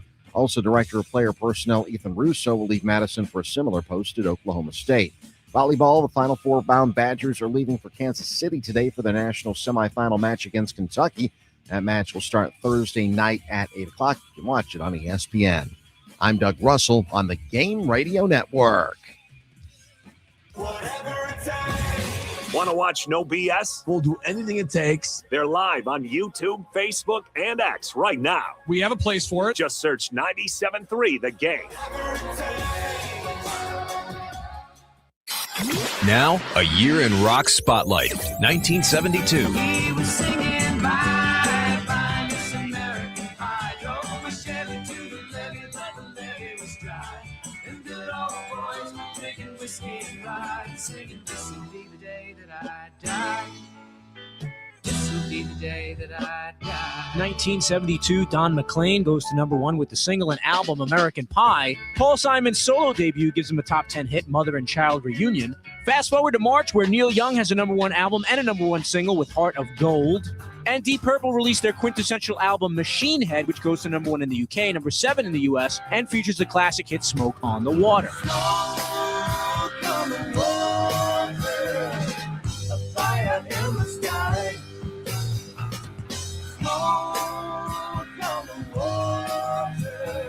Also in March, the band America releases their debut album. It goes to number one and yields a number one single with Horse with No Name. See, I've been through the desert on a horse with no name. It felt good to be out of the rain.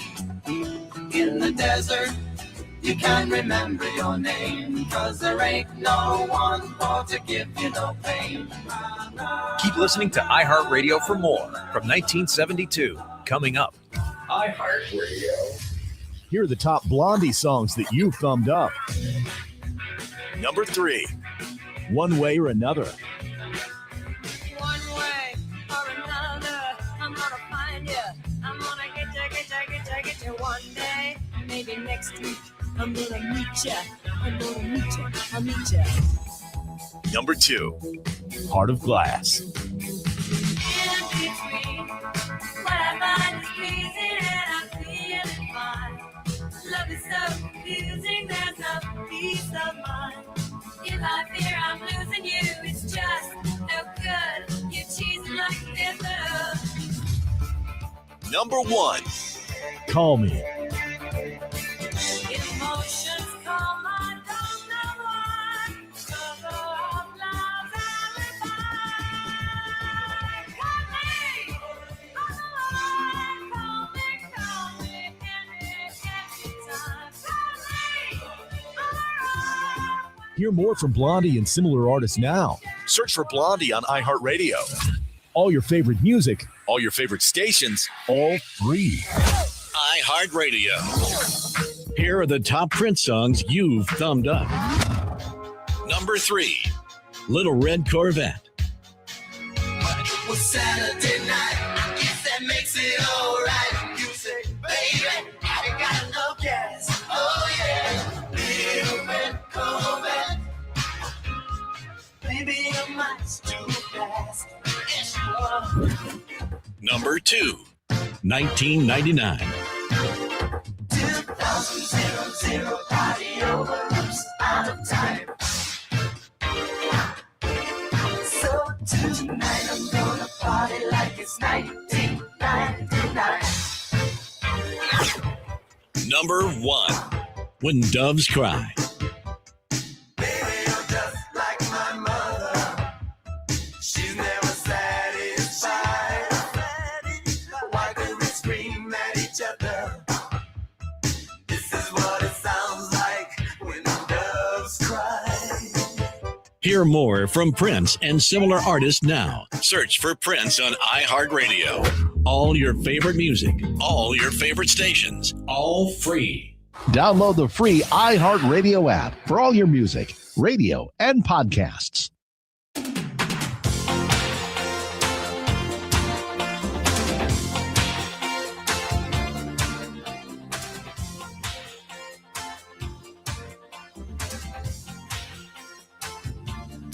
No BS with Billy and Sarian. Sam Sarian today and tomorrow on the game, but in for the crusty right-hander is our franchise player, Tim Allen. Now, Timmy, I'm pretty proud of us. I think this needs to be applauded.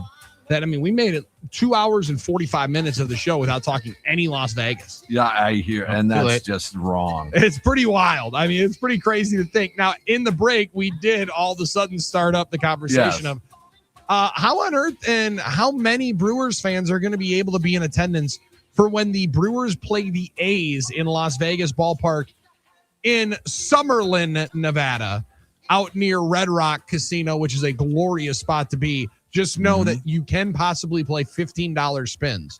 You can at the bar. And at you Red go Rock through 100 Casino. quick. And you go through 100 really, really quick when a couple of certain individuals put up and set up somebody at a machine and potentially don't look close enough to make sure that it is 1 cent denominations instead of 10 cent denominations. Woo. And you can play $15 a spin at the bar. He's like, I'll catch you later. I'm just pressing buttons, wild and blind, poking and hoping. And the bartender, I'm like, how come this isn't working? He goes, you're out of money. Out of money, man. And I'm like, oh, I knew exactly what happened, like within a nanosecond. So we get a call as me and our friend Austin are taking a stroll to go and see the site of Las Vegas Ballpark, walk around the campus right across the street. Step outside and check out the ballpark. And so we get a call from Timmy. How far are you guys? Oh, right outside. What's up? I'm done. I'm out of money. Yeah, the hell? How did that happen? We got to start over here. Got to start over here already. Oh my goodness. And Well, at that point, I'm chasing money. You're never going to win that.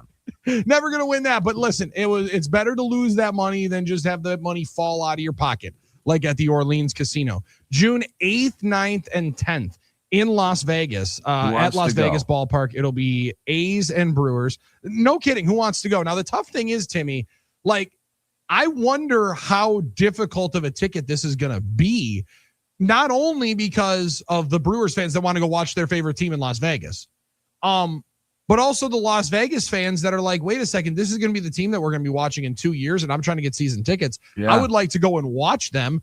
And the group of people that just live in, I don't know, one of the biggest cities in the country, and a professional baseball game is going to be there for an entire week. Like, and those games are going to be hot. I think it's 10 or 81. 10. I was going to say 10,000. 8196, 10,000 with standing though, but only 8,100 seats. 8,100 seats. Yep. Listen, I think it's almost as big as the ballpark that they're playing in now, if not bigger. It's like it's almost like the A's playing there, and it does beg the question as to why they aren't just playing in this ballpark for all of their 81 games. But hey, smarter people are making those decisions than us, apparently. And so some Brewers fans may not be aware of this, but the A's, obviously you're aware that they're moving to Las Vegas in a few years. But in the meantime, they're doing some regular season games at a minor league park in Vegas. At Las Vegas Ballpark, which is the home of the Las Vegas Aviators. No longer the Las Vegas Aces, because that's the WNBA team. Now, the Brewers have played in Vegas before, I believe, but it was on their way back from spring training, I want to say.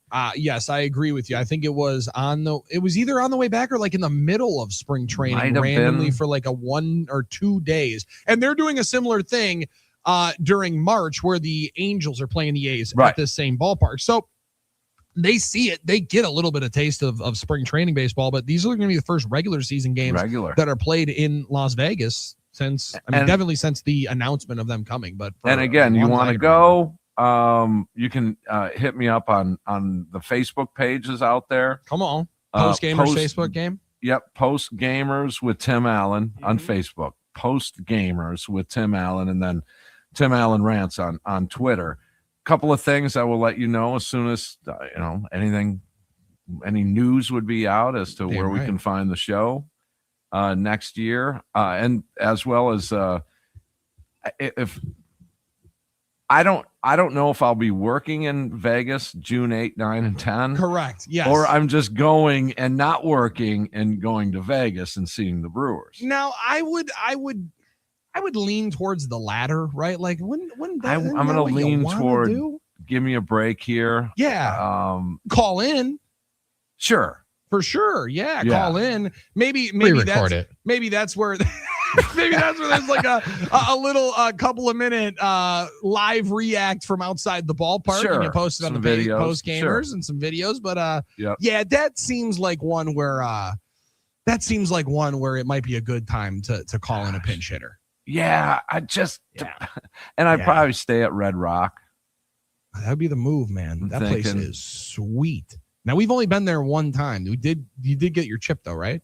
Yeah. Oh yeah. Okay, so we're good there. All right. Yep. Are there anything else out that way? We were near there for the Packers pep rally that day when they played the Raiders, but I can't really think of any other good ones. Like a 20-minute ride, 30-minute ride. $40 Uber tab. $45, I think it was. You can stay out there. I still think I'm going to be at the Flamingo. I'm going to be on the Strip, or maybe at the Rio. I'm going to be on the rooftop of the Rio if you need me. 877-794-1973, NickLayLaw.com, talking text line. More with you and Tim Allen coming up tomorrow when he's with us coming up at 6 o'clock. Always fun, brother. Appreciate it. We'll talk tomorrow. See you tomorrow. That is Tim Allen, the franchise. He steps out. Stepping in will be our friend Aaron Nagler of Cheesehead TV. As we carry the G on the other side, it's been no BS on the game. Stay right there, though. 1070 to the game. Don't flip. No changing. Packers week against the Bears.